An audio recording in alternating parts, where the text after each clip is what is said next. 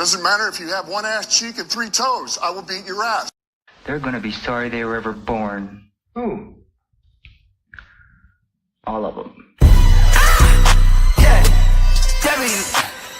beat them up just like it's WWW. Promise you, why would I trouble you? Yeah, look, you cannot see what's in front of you. You cannot see what's in front of you. Yeah, promise that you get to run into if you knew what's about to come to you. It's about to get real dangerous. It's about to get real dangerous. It's about to get real dangerous. It's about to get real dangerous. Today's episode is powered by Dre's Daiquiri Shop at Cotton Gin, where Texas flavor meets game day energy. Cool off with our legendary Texas-style daiquiris and load up on the best football food in town. From crispy, mouth-watering wings to your favorite game day bites, Dre's is your ultimate pregame, halftime, and victory spot. Don't just watch the game. Taste the win at Dre's Daiquiri Shop at Cotton Gin. Hello. Welcome to the show. I am your host, Nate the Great, and I got my fellas here, Mr. B.A. the Dope Producer and Mr. J. Fellas, how you feeling? Good, man. What's up? What's up, Phoenix Fire? Yeah. Well, it wasn't great for Michigan. You know, a lot of teams lost over the weekend, but you know what? One thing about Michigan, they pick themselves up at the bootstraps and they go to work the next day, right? And they play for another day. So yeah, we're looking for better things. We do have a special guest here. Let's see. Oh. Yeah. Who is it? B. Oh, what's up, Brandon? B 2.0. What's up, man? What up, dog? How y'all doing? Good, man. How you doing? Good, man. How you doing? Can't complain, man. Had to get on here so I could talk about this whole Brian Branch situation when y'all get to it. All right. Well, let's talk about it. The Lions unfortunately lost to the Kansas City Chiefs in Arrowhead, 30-17. Right? I think is the score. Yep. 30-17. Let's talk about it. Give me your initial thoughts of the game. We'll start with you, Brandon 2.0. Tell me what you're thinking. So I honestly we did get outplayed. They made plays in spots we didn't make plays, but there are a lot of reasons I will say as to why. I'm not one of those people that like to blame the refs or things of that nature, but there were 4 major non-calls plus one that was a call that shouldn't have been a call against us that really changed the trajectory of that game. And the call against the Jared Goff play, I've seen many teams run that same exact play, same exact way, and not get called for illegal formation or illegal shift. Aiden Hutchinson was getting balled all game long. I know you can call holding on every play, but I mean like blatant ones that weren't called, which caused the Chiefs to get into scoring position and on one of them. They were sorry. Oh no, we're just saying hello to Robbie. Okay, yeah. Yep. Then the next one was the pass interference call when Mahomes threw the ball 10 feet over the guy's head. No pass. Yeah. If you want to that was contact, uncatchable. Yeah. Yeah, not at all. If you want to follow legal contact, that's fine. But pass interference, that was crazy. Put them inside like or holding, or just call holding. Holding, that's a first down rather than right. Either way. Yeah. I would have been fine with a 5-yard penalty plus the first down, but you put him right inside the 5-yard line, and I mean, you know, God bless you to anybody that's trying to stop the Chiefs from inside of the 5-yard line. Yeah. Let me say one thing real quick about that illegal formation, because we were kind of talking before the show started. Like this is my thing with that call. You know, they said we going to have a discussion about it. Okay, fine. But the play, to make that call, you have to make it in a live situation. You did not make it in a live situation. So ergo, the rules state if it's not live, you can't throw a flag, period. You can have a discussion about it and say, oh, man, we messed up, whatever. But you can't throw a flag if it's not in the live situation. Like, that's my understanding of the rule book. They waited a whole 90 seconds. They exactly. actually was looking at the clock. They waited a 90 seconds, lined up for the extra point, and then they huddled up through the flag. Like, they didn't even throw a flag. I didn't see a flag out there. After they huddled up, they threw a flag. Yeah, they threw a flag. After they huddled up, they threw the flag. Yeah. But it's like, dude, one, that's not a non-reviewable call. to you waited damn near 2 minutes to huddle up. That had Skipper vibes. Remember when Skipper scored that touchdown in Dallas? Yeah. And they were getting ready to line up and they called it, oh no, we're throwing the flag. It's illegal. Same shit. Yeah. Yeah, man. So and they tried to hide it under the new rule, the replay assist rule. But here's the problem I have with that whole situation is, again, we've seen that play run multiple times. The exact same way. Goff never established himself as quarterback and never put his hands under the center to try to act like he was going to get a snap. I've seen where the quarterbacks have actually done that, step back, fake like they were changing the play, walk out to the side and run out in motion. So, I mean, it's happened many times. I don't know why it was illegal that night. But it kind of was sus, too, that the announcers kind of said, oh, yeah, they're going to go ahead and gather up here and talk about it. Mm-hmm. Like, hey, you knew what was going to happen before you automatically knew that was happening. How'd you know that? Right, yeah, it's kind of suspect. Announcers when they say that, it's kind of like it's scripted. It's like, okay. The worst part about that whole situation is, as you guys know, when trick plays are introduced into the game plan before the game, each team has a chance with the officials to go over every aspect of those plays and tell them exactly what we're going to do. And the officials tell them whether they can or can't do it. And you know damn well that Dan did that. You know damn well after that Skipper situation, he told them. There's been a couple of times where the Lions have been screwed on trick plays to where it's like you almost have to do that at the beginning of the game. Yeah. Like, hey, we're going to run this play right here. Is this okay? They probably they probably did everything that they possibly could and to let them know and inform them that this was in their arsenal. And not only that, Jay, but they have to practice these plays during the week. Well, you know what? They have refs there during the week. So you don't think that they're trying to get on point with their play and the ref is like, hey, is this okay? Is this going to work out? And the ref will say, yeah, it's going to work out. But then they call that BS in the regular game. That's not right. That's why Dan was so pissed about it. Here's a cherry on top. They signal to the refs when they're going to run it. Like right before they run the play, they say, hey, this is that play we talked about. And then they run the play. So the refs knew ahead of time. The refs knew it was coming. They didn't throw a flag. And then 2 minutes later, they want to huddle and throw a flag and take points off the board after we were lined up to kick the extra point. It's all suspect, man. I've never seen a team get a flag thrown after a play is literally dead. And the Lions are the only ones. The Skipper play, this play, and the Pettigrew play. Remember that Pettigrew in the playoffs? Yeah. Yep. Bullshit. Yeah, it's almost like the Detroit Lions are always the ones that they introduce new rules to, and you find different things. Yeah, exactly. Like, where the fuck did that come from? Yeah, exactly. Catching. Yeah. Who did the whole process catching? That was Calvin Johnson. Yeah. Remember the 10-second runoff? That was Golden Tate. They still don't know what a catch is. The pass interference. They still know what a catch is. All of that stuff literally starts with the Detroit Lions. And I'm not the type of guy to complain about refs because I believe that you control your destiny, control the game. But it's something about the Detroit Lions that every time that they do something miraculous, they got to call it back. They got to call a penalty. It's a pass interference or it's a hold or it's a illegal play every single time. But you don't call offsides on Chris Jones, which would have negated that play. Second of all, or you don't call holding on Travis Kelce. Right. Or you don't call offsides on the tush push where they're literally getting an advantage. Like, what the hell? Exactly. Or you don't call it illegal block in the back on Juju Smith-Schuster. Now, granted, the game was over at that time, but that's clearly a personal foul right there. Yeah, we're gonna get in. We're gonna get into that, but I'm gonna ask you a really quick question. I'm gonna play devil's advocate. Were you at all surprised that we did a trick play on the fourth down at the goal line? No. Nope. Okay. No, never, ever. Okay. No, I'm never surprised. I was just curious. I mean, they were moving the ball really well. I didn't know they didn't need to do a trick play. You know why? Do you know why I'm not surprised that the Lions ran a trick play? Because we talk about this every single week. The Lions have so many different plays and different players in their arsenal that they can do anything.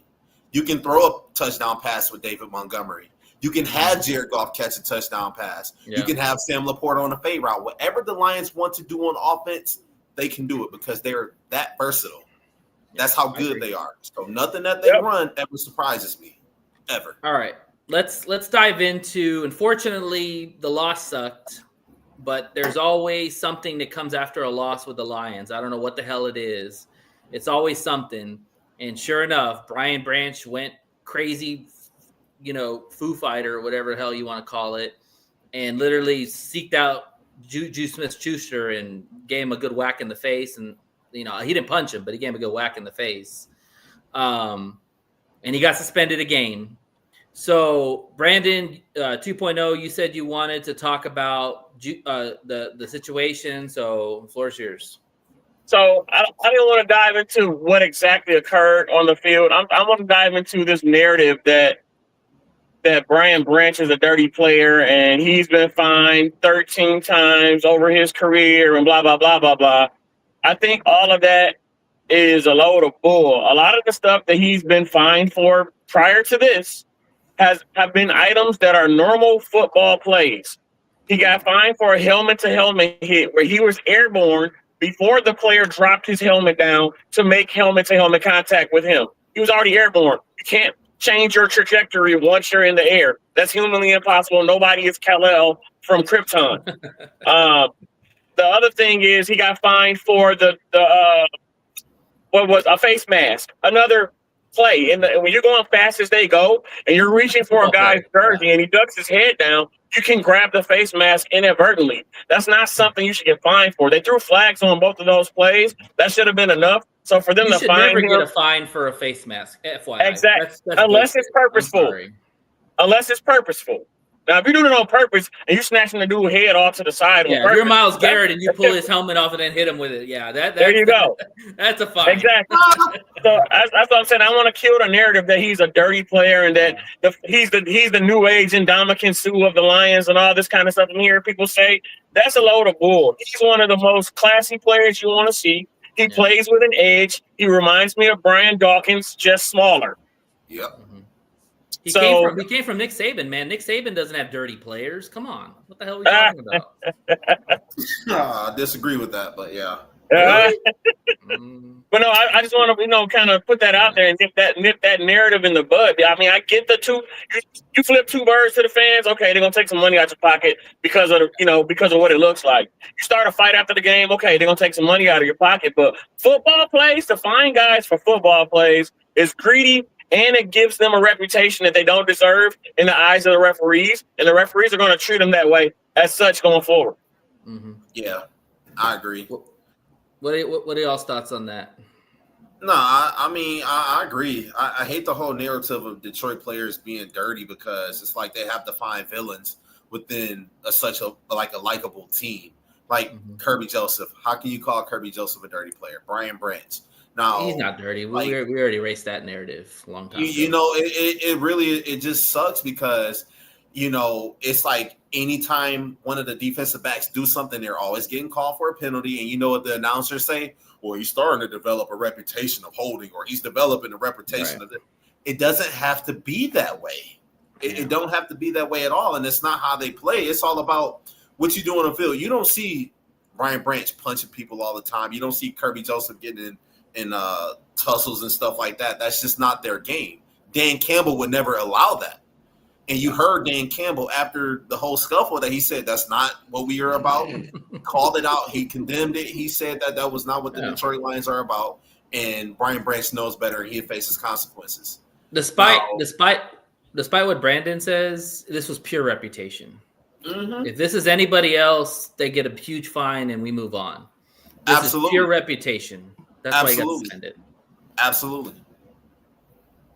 See, what do you think? I'm sorry. Hey, I apologize for the language, by the way.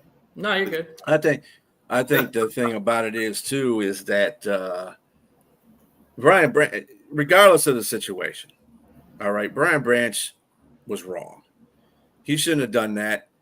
I understand where he's coming from, but dude, if he hit you from behind and it was bad and it could have hurt you, and we all know that, you should have took it out on him right there. Exactly. That's what I'm saying. Yeah. Should have smacked the hell out of him right there. Instead of waiting to the end of the game to do it. I think a couple of things about Brian Branch is troubling me right now. And the fact that he went when they asked him stuff in the locker room, he was starting to, well, this guy and they're picking on me and they're bullying me, dude.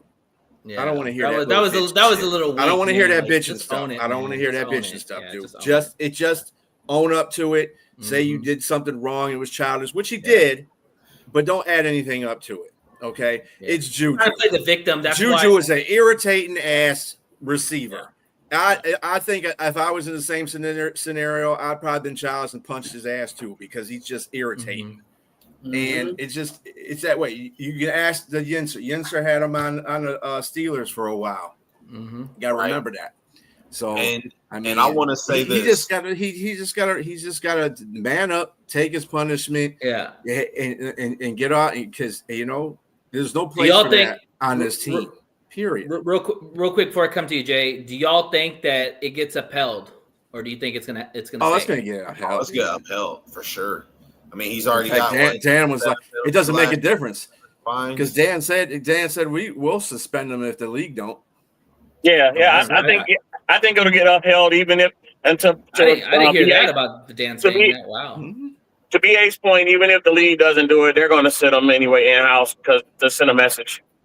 Yep, absolutely. All right, Jay, what were you going to say? Penalized like 7 times, so it's like and fine. But what I was going to say, my views does not reflect the Detroit Lions or the One Ass Cheek 3 Toes podcast. Everybody has their own feelings. Me personally, I'm going to say, yes, it was wrong, but I'm not mad at it. Like, I mean, Brian Branch, every single game, something he does, people are always trying to push him around. It's always something with Brian Branch. So did he overreact? Absolutely. But when tempers are high like that, you can't go into someone's face taunting them. You can't go out, patronizing them and like do that. Stuff like that. Smack the bejesus out of them. That's a bitch slap, man. You make somebody's nose bleed when you do that. He probably hit his own nose. The nosebleed happened so when they scuffled and he pulled him down to the ground and his helmet came off. I think he hit him. I think he hit him in the face when he had him down on the ground when Pacheco was holding him. I'll say this, man. This is the part that I hear all the national pundits skating around and not talking about. Brian Branch mentioned that the Chiefs have been doing things between plays all night long that the refs weren't catching. They were doing little dirty stuff. And I know players who played in the trenches back in the day. Players do that dirty stuff in between the trenches. They'll hit you in the nuts. They'll hit you in the throat. They'll poke you in the eye on purpose. And the more you get hit, the more pissed off you get. And on top of that, they lost the game.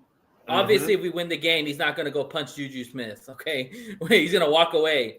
But he was pissed already at the game. Juju antagonized him. He had to say some words, man. There's no doubt because he was demonstrative and he was saying something to him. Probably something about his mama or something like that. Yeah, and after the game, you want to run up to him and try to shake his hand. Let's not even try to pretend what happened in that part.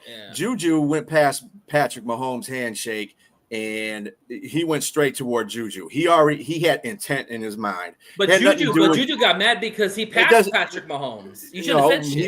You got to see the whole play. He was going toward Juju.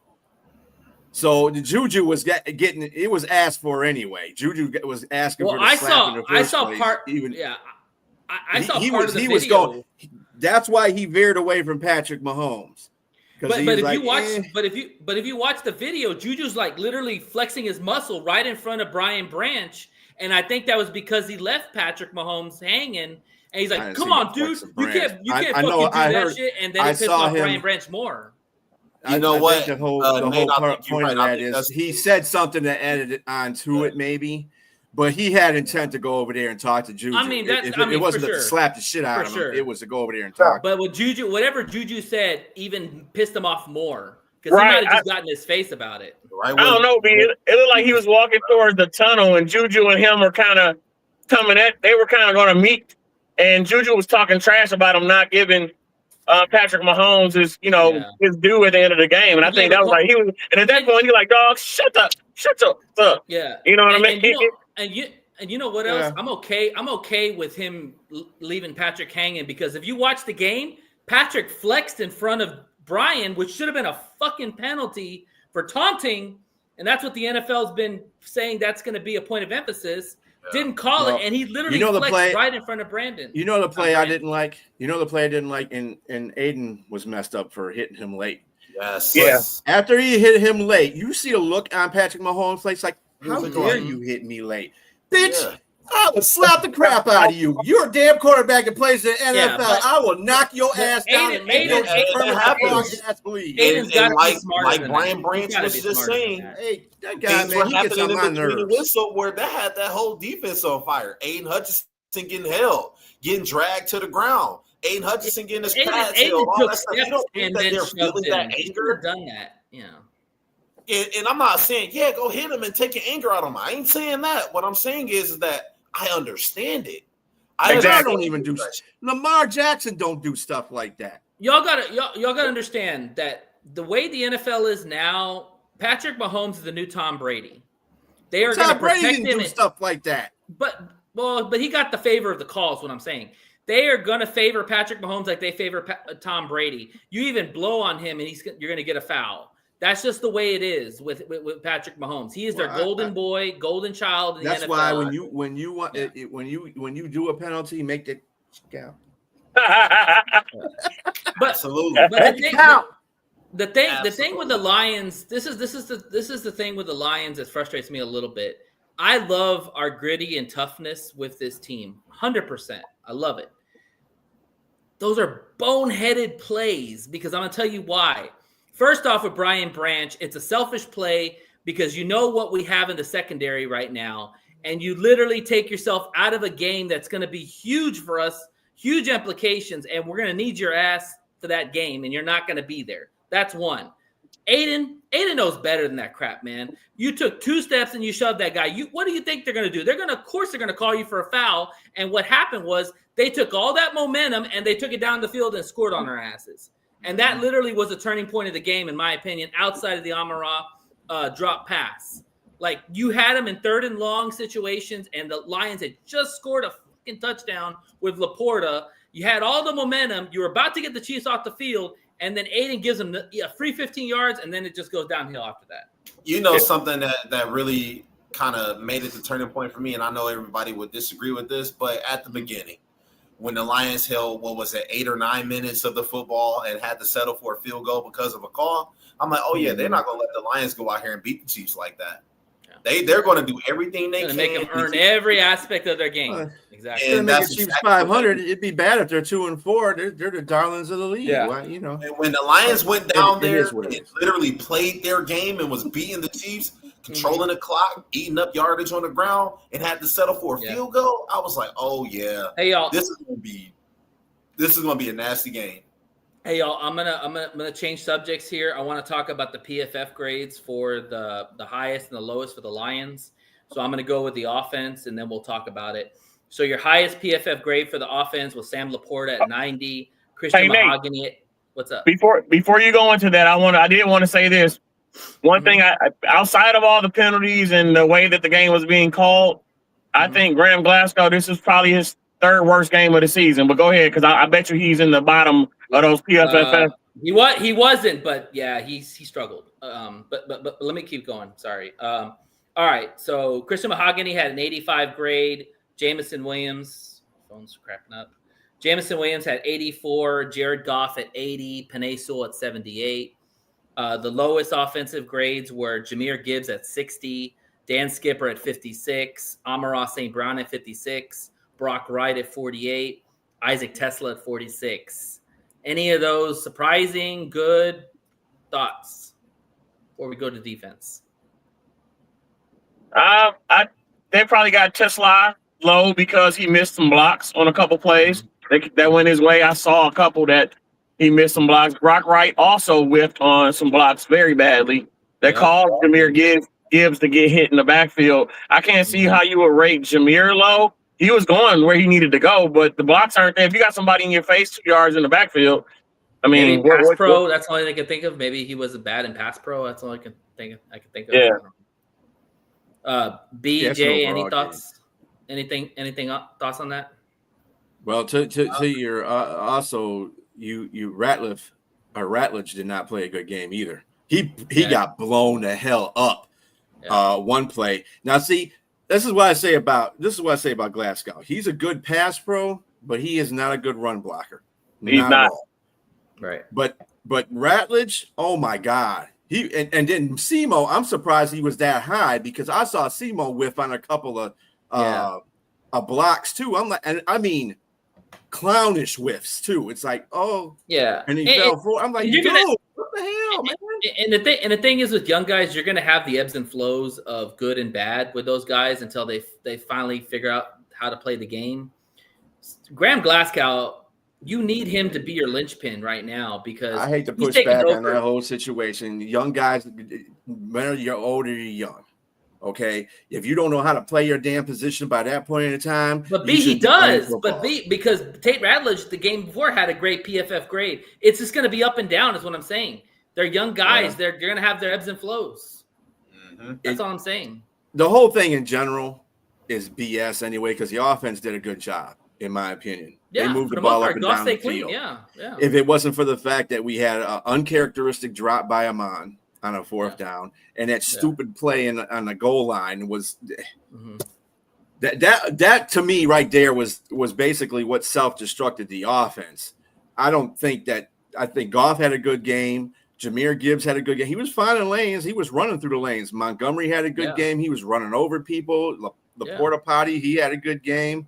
I mean, Jameson Williams came out. Yeah.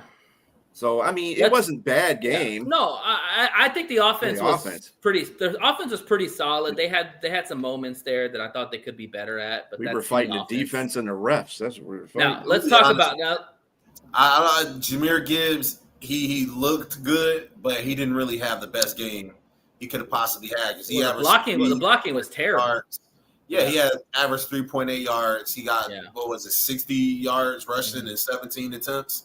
Yeah. You know, so I mean, the run blocking, granted, wasn't really all that great.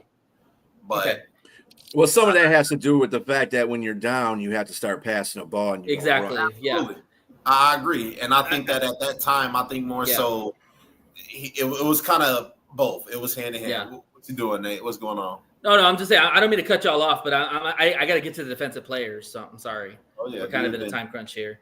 So the highest PFF grades for the defensive players was Thomas Harper at 87.5, Roy Lopez at 77, Meek Robinson at 69, Mohammed at 65, Alex Anzalone at 65. Lowest was Rocky Sin at 57, Tyleek at 54, Jack Campbell at 49, Pat O'Connor at 39, and Kirby at 32. So give me y'all's thoughts on that. Yeah, Rocky was hurt. I look good. Why was Curb so low though? I don't get that one. Maybe because he missed a lot of time. And then he came back. I don't know. He missed some when he was limping before he came off and came back in. He was missing some tackles. He wasn't covering very well. Yeah. And once he came back in, he did better. But that's probably why he got to 32 instead of having like a 14 or something because he came back better. But the first half, he wasn't himself. So. Yeah, Pat O'Connor, I understood because Pat was. Yeah, I don't like Pat O'Connor. I don't know why they keep continuing to have him either. He's another guy. Jack Campbell. Jack Campbell had a bad game. He couldn't cover himself, much less anybody else. And he was missing tackles. Yep. Yeah. And Tyleek Williams, he always is like in the bottom half, but he doesn't do. To me, he doesn't do anything that is detrimental. I haven't seen him mess up anything. So it's probably because he's just not engaging in a lot of the tackle. Maybe he doesn't have a lot of tackles. Maybe he's just too big. Maybe he's just getting blocked a lot, but he's closing holes at the same time. I don't know what that's about. On Rocky Sin, he played good, but that one when he got bowled over. I mean, that was cream him, man. He let his shoulder on that one. I said, Rock. Oh my God, that's embarrassing right there, brother. I just get up and just shake it off. Jay, what are your thoughts, Jay? What are your thoughts? Man, I want to really point out Rocky Sin. Like I expected a little bit more from him. He got burned, and someone else, Amik Robertson, man, he cost the Lions a touchdown too. He tried to jam Xavier Worthy at the line of scrimmage, and he did a little shimmy, went off for a fade route. touchdown. Yeah. You can't do stuff like that. He's aggressive, man. That's the problem with Meek. He's got that little man syndrome. But you can't miss your target. You can't miss the assignment. It seemed like he always wants to jump a route to try to get the interception. Because he's aggressive. The receiver from trying to catch the ball, especially on the goal line. Yeah. It was kind of obvious that they were going to Xavier Worthy. You got burnt at the line of scrimmage. You lost a touchdown. Yeah, we need DJ. Oh, you're talking about the one where he tried to press him. Tried to press him at the line of scrimmage. He didn't try. That was just like an air job. I was like, dude. And one thing, get in front of him at least. And one thing that really I was talking about on last week's shows, they have 3 receivers on that team that runs a 4.2 and a 40. Xavier Worthy. They didn't let anybody get it out of they limit the explosives, which was good. You can't try to do stuff like that because once they are past you, they're gone. It's like trying to jam J-Mo. If J-Mo gets one step past you, he's gone. And it's the same with Xavier Worthy. You cannot let plays like that happen. I'm going to tell you, I'll get to you real quick, Brandon, to wrap it up. But I'm going to tell you, and usually the first play, you can't tell if you're going to lose the game. But I'm going to tell you the first play on defense, when Travis Kelce went out for a pass, and Brian Branch and Jack Campbell had him squared up to tackle him, and they both whiffed on him because he made a little move. The old-ass man made a move on them. I was like, it's going to be a long night. And sure enough, I was 100% right. He killed our linebackers all night. So to that point, that's exactly where I was about to go. I feel like they attacked our weakness in our pass defense, which is our intermediate pass defense, where the linebackers are. We got 3 linebackers who are attacking linebackers, really. Jack Campbell is your, run fitter. You got Anzalone, who can run fit and also rush the passer. Same thing with Barnes, who can also play like a pseudo defensive end type of position, coming from the outside linebacker position as well. But none of them are great in coverage. So if you're a guy like Andy Reid, is always going to attack our linebackers whenever we play them. That's why a game like this, we needed our nickel package. We needed Avonte Maddox healthy. Yep. We needed Terrion Arnold healthy so Amit could be in the slot. We needed that kind of – so if we do make – let's say we make it to the Super Bowl and they make it to the Super Bowl, we need to be able to have the defense be a multiple unit and not have to sit in that 4-3. Because if we sit in the 4-3 against a team like that with a quarterback and an offensive play caller like that, they're going to kill those 3 linebackers all game long. Exactly. Let's wrap up this segment. So final thoughts on this game, and then we're going to – I'll tell you the person that I didn't think they were going to miss, but they missed greatly. Zach Cunningham. Not playing that game. They missed that. That is a back linebacker. He's got a lot of experience. He could, he could tell, even if Jack is the captain, he can still like, hey, dude, you need to be moving this way and this way and help him out. That's the veteran, when Zach, and that's when your defense is really good. Zach Cunningham, boy, that dude he's a baller. Yeah, he's made some plays. Jay, any final thoughts? Harper, I just want to shout that guy out. That guy who came in for Kirby Joseph. Had a PPU. He stopped him on a 4th down pass attempt. Yeah, I mess with that guy. Whoever that is, let him get a. We're gonna need him. All hands on deck for the next game. Let him play a full game. Yep. He definitely he has some big cojones to go out there and play. Yeah. And make that play like that. So. Well, the Lions put a claim on him when the season started, and they did it for a reason, because they like his game and they like the way he plays. He just plays behind 2 of the best safeties in the NFL. But now you're going to see what he's about. Brandon, real quick, wrap us up. I don't know. I'll say it this way. I like that we picked up Kyle Fuller to help bolster the secondary while we're dealing with all these injuries. So if they can get him up to speed pretty quickly, Amit can move back inside. I think he's more effective in there, especially helping us in the run game. He's gonna play, bro. We don't have any other people. He's gonna play. Yep. We brought him up for a reason. Maddox is out. Yep. And out. So there's 2 of our nickels right there. Yep. So Dorsey's out. Hey, but I'll tell you what, man, it's gonna be something. I saw. Did what's his face play? Flowers. Or whoever the hell we got from That Yeah, I don't think he played on defense. He may have played special teams. I don't think he played on defense. They only run like 2 wides. They didn't run a lot of wides out, so I don't think so. Thank God, I can't. He'll probably play this next game because the Bucs like to. That was a desperation pickup because I wouldn't have picked him up. Yeah. I wouldn't have paid anybody. That's why they got Fuller, man, because Fuller actually can play. So I got a question for you guys, really quick. 5 seconds. Should the Lions reach out to C.J. Gardner-Johnson? He just got released by the Baltimore Ravens. That ain't gonna happen. Nope. All right, Brandon, what do you think? That ain't gonna happen. If you. That boy's got some issues, man. He just be a Band-Aid. I mean, you could probably. He played well here. He didn't play bad. So I mean, I think he liked it here. But the comments he made after he's a head case. The comments he made after leaving, I don't think Brad is the type that'll be like, he keeps receipts, so he might be petty and be like, no. No, right. He can't stay on Houston. He can't stay on Baltimore. Nobody wants his ass because he's a cancer. Yeah. All right, y'all. We're gonna wrap up this segment. Brandon, you join us for the preview? For sure. Okay, awesome. We're gonna go to our Pic'ems. So before we do that, we're gonna do our rankings. B's gonna do his power rankings. My power rankings, and this is based on wins and point differential. So before anybody starts getting on me about who I choose, I'm just going by stats. It's your rankings.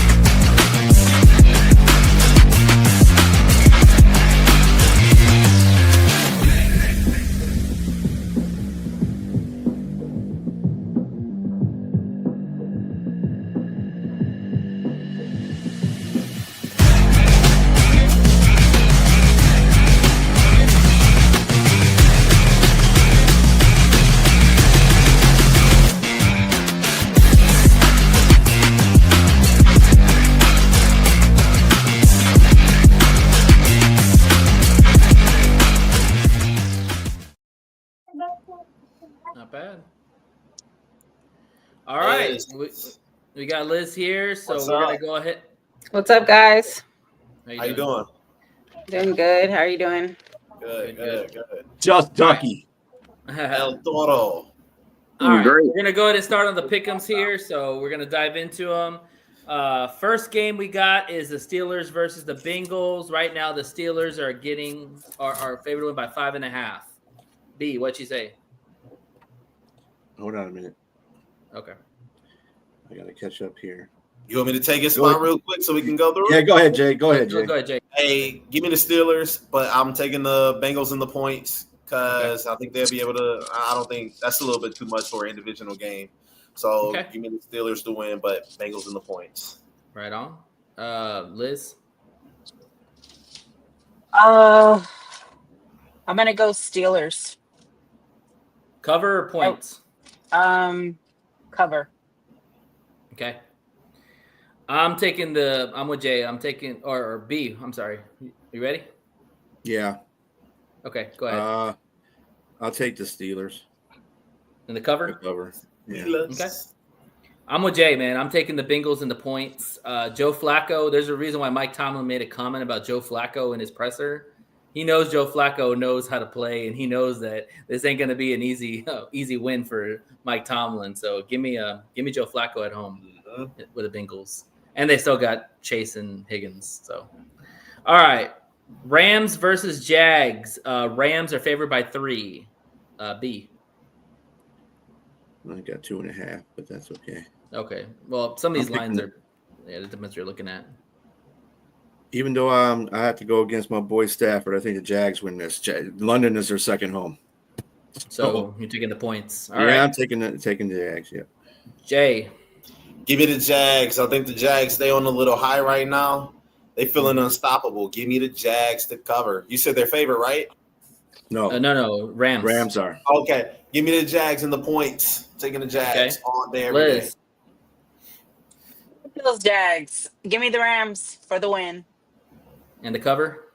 That's an AFC South hate. That's what that is. Okay. I mean, London is the Jags' second home. They embrace that team like nobody's business. Give me the Jags. Not this Sunday. All right. Well, give me the Jags and the points. All right. Dolphins versus Browns. Browns are favored by 2.5. B. Dolphins. Crappy ass game. You know what? I'm taking the Brownies. I think, and this is a game, and this will be the game that determines if Mike Daniels gets fired. Because if the Browns beat him, he's fired. Yeah. So you're taking the Browns in the cover? Yeah. All right, Jay. Browns to cover, and guess what? Shadur Sanders might get the play because Dylan Gabriel may suck, and they need to replace him. So dang, he's already pulling Gabriel. All right, Liz. Yeah. I'm gonna go with the Browns for the win and the cover.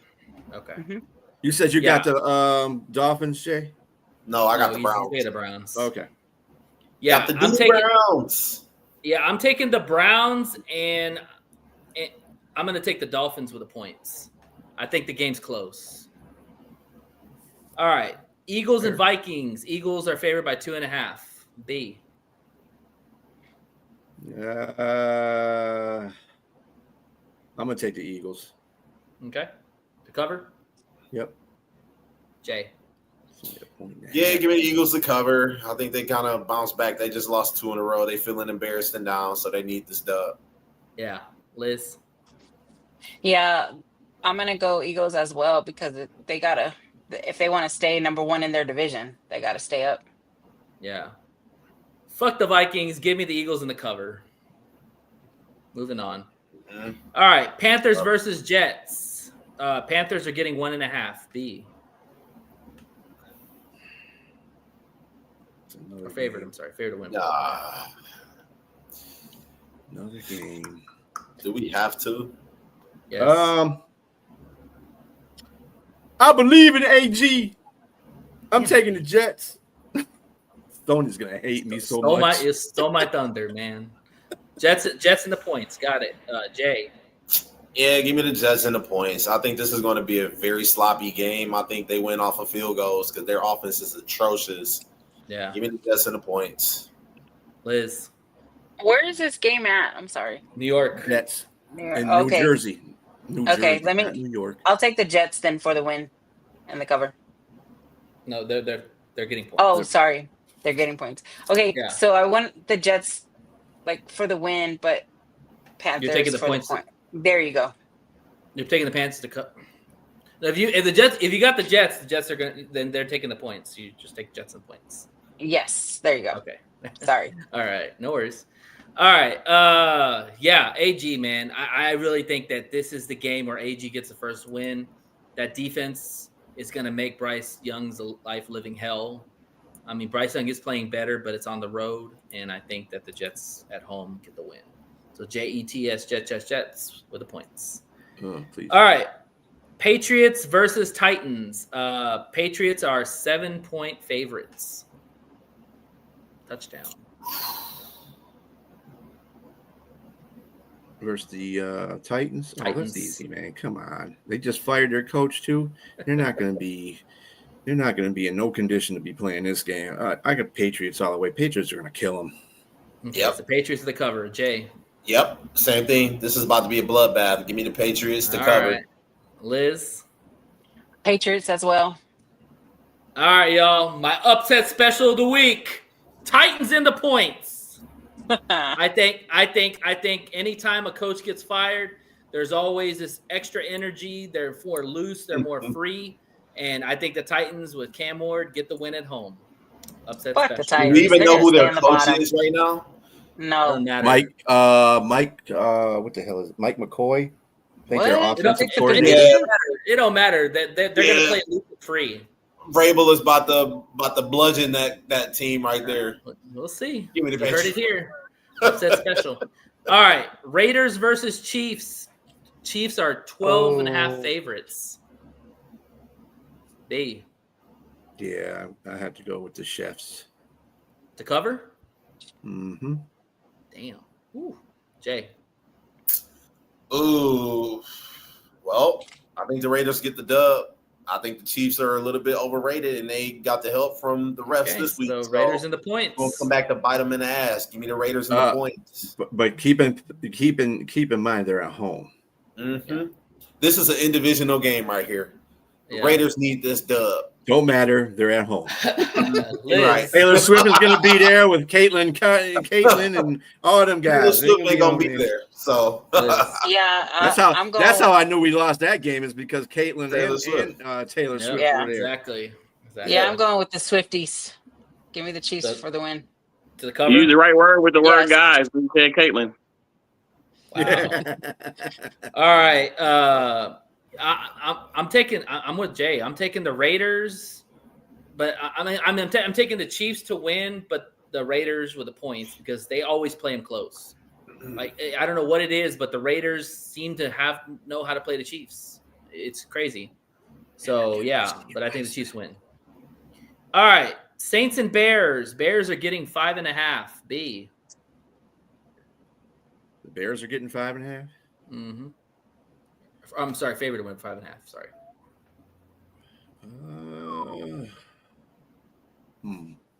This is a home game, right?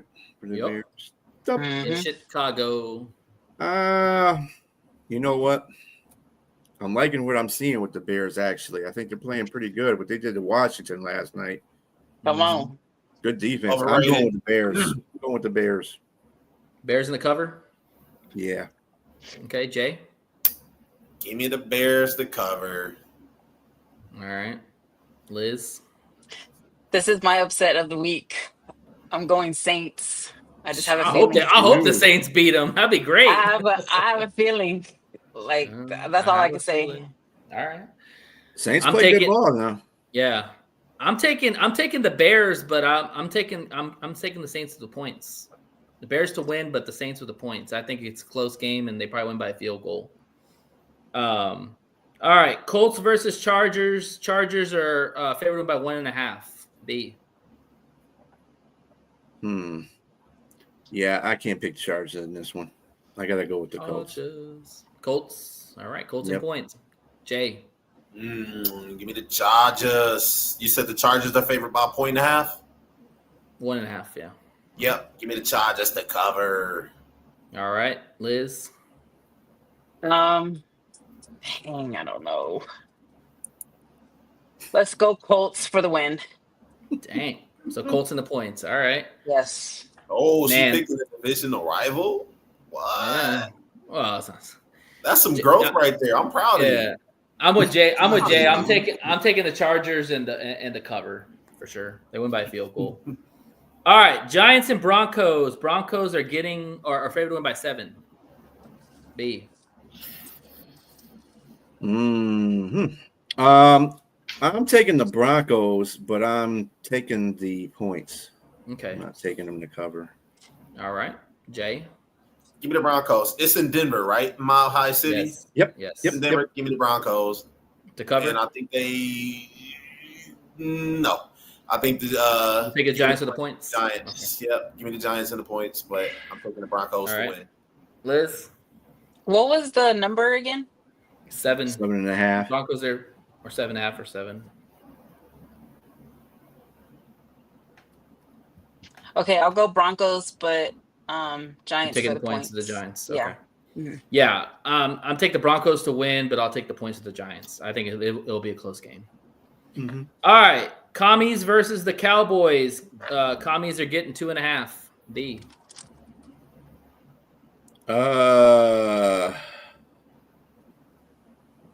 You know what?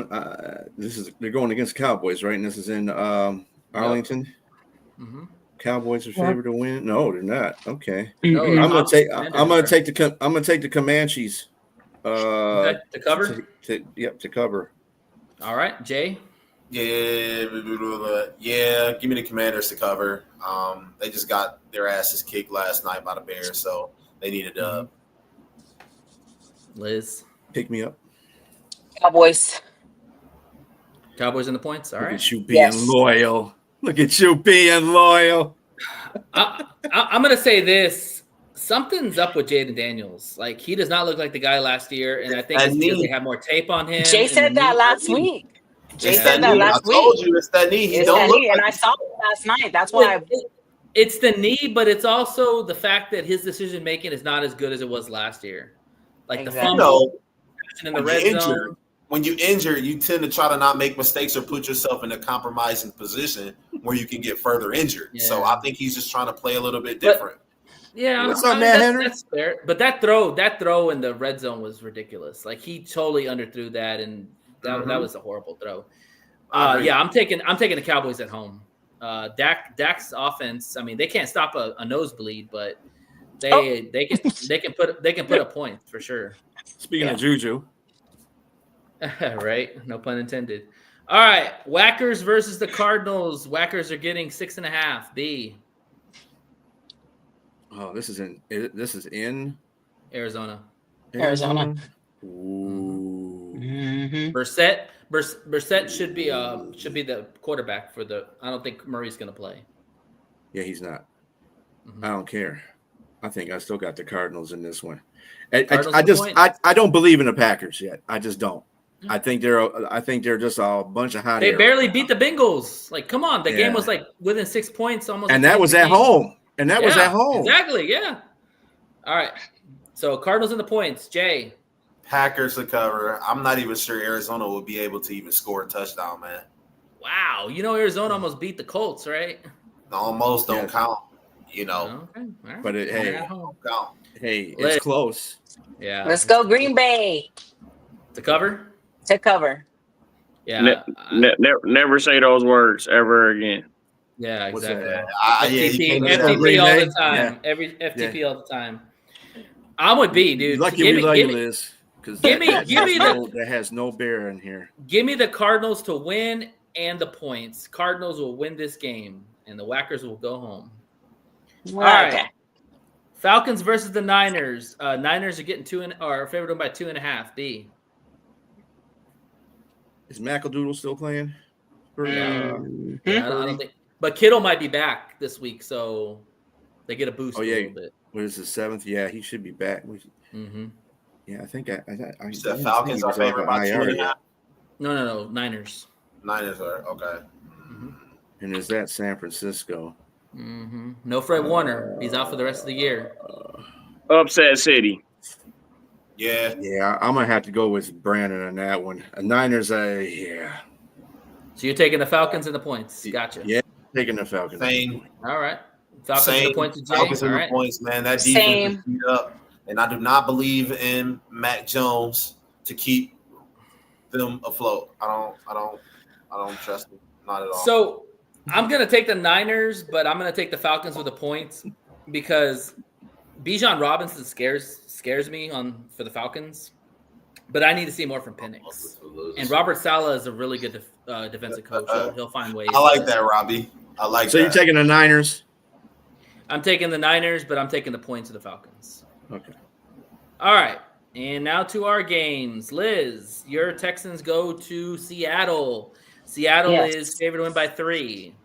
Yeah, I don't care. Texans. Thank you. Texans at points. All right. Who are they playing? You kind of cut out there. They're playing Seahawks. Seahawks in Seattle.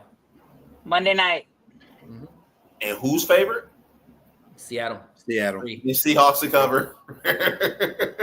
Okay. Damn. Seahawks to cover. B. Sorry, Liz. Sorry.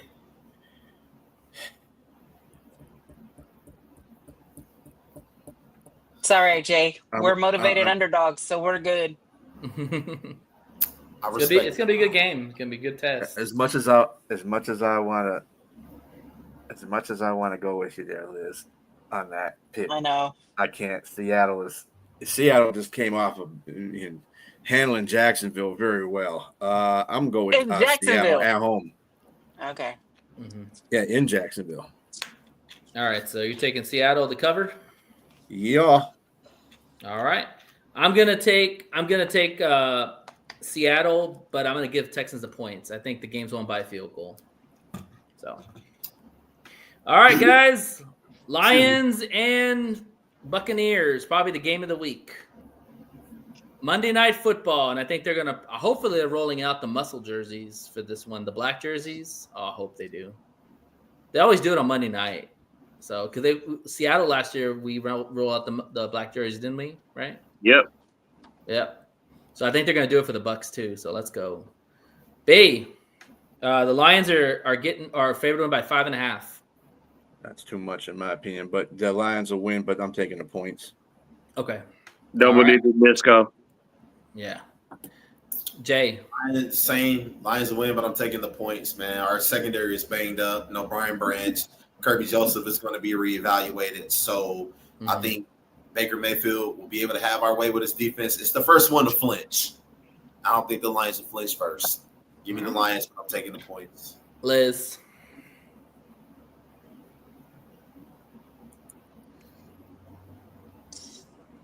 All right. I'm going to go Lions because y'all Detroit, y'all got this, right? So I'm going to go Lions. All right. Nate, y'all forgetting Baker is missing half his offense. Like we're missing half our defense. He's missing Urban. Irving's out. Luka's not out. Yeah, he's out. Yeah, Finally? Hey, he's going to be out for a couple of weeks. Yeah. Though. Yeah. You know, Urban is the biggest thing, though. Yeah, I know they got Mike White. I mean, what's his name, White back there, but White ain't Urban. Okay, but Evans might be returning. Mike Evans. They got two. He's one guy. Godwin gone. Godwin is out. Mike Evans. Godwin's out. Yeah. What about McMillan? McMillan's he's still no, he's out for the rest of the year. He's out for the year. Yeah. Really? They got Tez Johnson and they got Shepard now. Those are their starting receivers. Unless Mike Shepard Evans would probably be a concern because Tez Johnson is a beast though. He had a nice week last week. Yeah. No, nice week. Aleem McNeil is playing this game. It's gonna be a different game up front for the Lions. You know what? Just sit him. Let him come back after the bye week, man. No, we need him. This is preseason game. Yeah. All right. Are y'all ready? Y'all ready for this? Sorry. We're gonna whoop their ass. All right. I'm telling you something about the Lions. Whenever we get our ass kicked, we come back and kick ass. Like that's just period. Like the Lions raise hell on fire whenever they lose a game. They come back and they put belt to ass. Baker's gonna be so on the ground, it's not even gonna be funny. Give me the Lions and kicking ass to cover easily. 37-27 Lions. Yeah. We'll probably put up 40, 50 points on this game for sure. We're gonna see a whole bunch of free Brian Branch shirts. Exactly. Yeah, and that's another thing too. This defense, you know this defense is gonna play inspired for Brian Branch. You know how this brotherhood is with this team. They are gonna play for their brother, and they are gonna put some belt to ass. All right. Well, let me just go down our standings. I was just about to ask. Oh yeah. Of course, you're gonna ask. Yeah, because everybody else is probably the shit. You're not my favorite person right now, Jay. Oh. Anyway. Jay's at the top of the list, and Miles get it over with. He's 51-24. Way to go, Jay. Anyway, he's not really going out in too many branches, that's for sure. Nate, me and Liz are both 42-33. We're tied for second. And Nate, man, what happened to you, bro? Dude, these games, I'm telling you, these games go back and forth. Like you look at the Commanders and Bears game. If Daniels doesn't fumble the ball, they win that game. If you look at the Panthers game, freaking if Panthers it's back and forth, man. Well, I mean, you're 41-35. I mean, you're only about. I'm only one game behind y'all. Like y'all, come on. What's my record again? You're still in last place, though. I'm not going to tell you what your record is again, man. Yeah. All I know is we're gonna catch you slipping, Jay. Nah, we're gonna catch you slipping, Jay. Watch. It's a long season. Right after that bye, I'm catching you slipping. It's a long season. So. Yeah, it is. We got like Robbie, come on, man. Robbie I don't lose. Okay, Robbie. Yeah. Come on in, Robbie. All right. Well, that wraps up our Pic'em segment. So we're gonna hop into the Lions and Bucs talk, and we'll see you. Adios, boys. Liz. Yes, ma'am. All right, guys, Bucs and Lions. Let's dive into it. What are y'all's thoughts going into the game so far? We'll start with EB. Well, this is probably a game. Well, this is going to be the game of the week anyway. Mm-hmm. The Lions got. It seems like every week they got something to prove to the NFL. Mm-hmm. Every week, and I think they got something to prove to their own fans too. Some of these fans are hilarious. Ridiculous. 2 games we lost. Oh my God, we're not going to be this, and we're going for a losing season, dude. It's 2 games. Come on, man. And a tough schedule. I mean, people don't understand. I hate most Lions fans. Yeah. I hate most Lions people. fans. People don't understand like what it means to be good. Okay, some of them are just when you're good, everybody comes after you.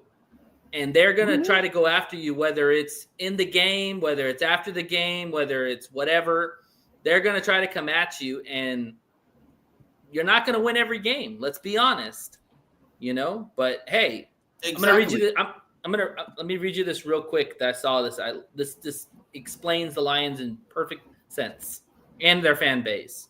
The Lions have lost 4 total regular season games over the last 2 seasons. 23 games. And every time gets treated as a season-defining catastrophic situation. They are seemingly the only NFL team that isn't allowed to have a bad week. That is 100% facts. Mm-hmm. And that's straight on the fan base, because the fan base thinks that we should win every game by 30 to 40 points. And that's just not going to happen with some of these good teams. It's just not. It's not the real NFL, first of all. Of course, I don't know what the real NFL is anymore, but B, real quick, I want to touch on something you just said, man. So true. Like, some of these Lions fans think that these like Lions aren't going to lose. They're going to lose. It's the NFL. No team goes undefeated. Exactly. Yeah. The Lions had a historical season last season, only losing 2 games. That was a historical season. There's only been like a couple other teams in the whole NFL to be able to do that. And I'm not even mad. Yeah, I'm mad at the Lions lost, but I'm not even upset like, oh my God, the season's over, man. You went to a desperate Chiefs team that got a lot of win. They had to win. With your team all beat up. Yeah, it was kind of written in the stars for you to lose. Mm-hmm. You know what I'm saying? Any person that watches football would have understood that. Now, did we want them to win? Absolutely. But now they're coming home. They haven't lost any back-to-back games in almost 2 years. 2 years. Yep. 2 years. So best believe that they're back on track. They know what they have to do. Every player have came out and admitted to their mistakes and said they needed to get better, and they're focused on getting better. Mm-hmm. And what better way to do it than coming back home before the bye week, backs against the wall, against a Buccaneers team that's riding hot. Exactly. Brandon, what do you think? Yeah, and I think we're going to have – this is going to be our revenge game. Just remember last year what happened. Oh, absolutely. Yes, for sure. And we're probably going to try to – I don't want to say it like being violent about it, but I think we're going to try to kill Baker Mayfield because he was the one that was killing us last year. So, dude, try to run out the pocket. Just try to run out the pocket. You are going to get blew out. The way they played Lamar is kind of the way they're going to play Baker. That's exactly what I was about to say. You have to compress the pocket. Don't give him any running lanes to get out of there because he don't care about running and he ain't sliding unless he wide open to slide. Baker running into you. So, I like how Baker Mayfield plays. I think he's developed into a very good quarterback. I think he's a dangerous quarterback now, reckless at the same time because he'll still give you those Brett Favre hold my beer moments and just throw that boy up. So if Kirby, he is like Brett Favre, YOLO, but he's faster. Now here's the thing: if Kirby is even 75%, he'll get a pick this week because Baker gonna give him an opportunity to get one. If we can keep him in, if we can condense that pocket and press it from the center with Aleem coming back in there, I think it's gonna be a tough day for the Bucs. But they always play us tough. I still think we win by 10, at least by 10 points though. Yeah, you alluded to a point that I want to bring up. I don't think Kirby's playing, man. If you listen to Dan's presser, they're really looking at Kirby's situation, and he doesn't look right. He needs to sit down and get healthy because we need him for the long stretch. For sure. They trust their guys, like it or not. They trust the guys they have out there. Like Shep says it all the time. You have 69 people on this team, and we all expect them to come out and play balls out every time. Like, we don't expect a letdown or a drop off. And so when you have that mentality, they're not going to throw somebody out there that's banged up. They need to rest Kirby. I would love him to be out there, but he needs to rest. I don't know what they did in that blue tent because I thought the way he was walking off the field was like he was done for the year. It's so crazy, man. Over, man. They the Terminator and start running around. They gave him a shot at that fun juice. That's what they did. They gave him some Jamba juice or something, man. They gave him something, whatever they get, man. They dropped some incredible Hulk blood in a sore on his knee or something. I don't know, but he came out there firing on all cylinders. It was funny because the sideline reporter, she was saying, he got out, he was walking, then he started walking real fast, and he started running. Then he started,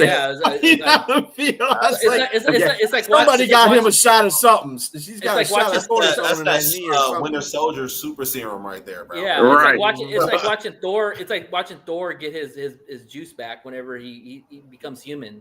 You know, like the guy just comes out of nowhere, and then you see him blowing up people on the sidelines. Like, damn, Kirby, what the hell happened? You know something? I want to say this. I would not be surprised if he did sit out this game because going into the bye. Yeah, going into the bye, you want to be able to rest him. Brian Branch is 3 weeks of rest. Yes. Avonte Maddox and Jay, not to cut you off. I'm sorry. I honestly thought that Branch was going to be a candidate to sit this game out regardless of suspension anyway, just because of going into the bye. Now, here's the thing that was in the back of my mind that thought that maybe they would still try to play them was because this game has more implications than losing to the Chiefs. You never want to lose NFC games because seeding down the line, it could affect it, especially if you're running neck and neck with another team. But go ahead. I'm sorry. No, I was just going to say that I think they believe in their guys, right? I think Harper really showed that he could play. And is Avonte Maddox healthy? No, he's out. He's not. He's out. Okay. He's out. So Strickland will have to come in. Strickland got released. Oh yeah, he did. What the hell? Yeah, that's how he got Fuller. Kyle Fuller. Oh yeah, Kyle Fuller. Okay. Anyway, it's gonna be a match between a bunch of Jags on the back end. And if the Lions didn't believe in them, they would have not signed these guys. I'm just going to put it out there. The Lions have full faith in all their players out there. They know they can make football plays, and that's what they need to do. So I won't be surprised if Kirby Joseph sit out either. I mean, he needs it.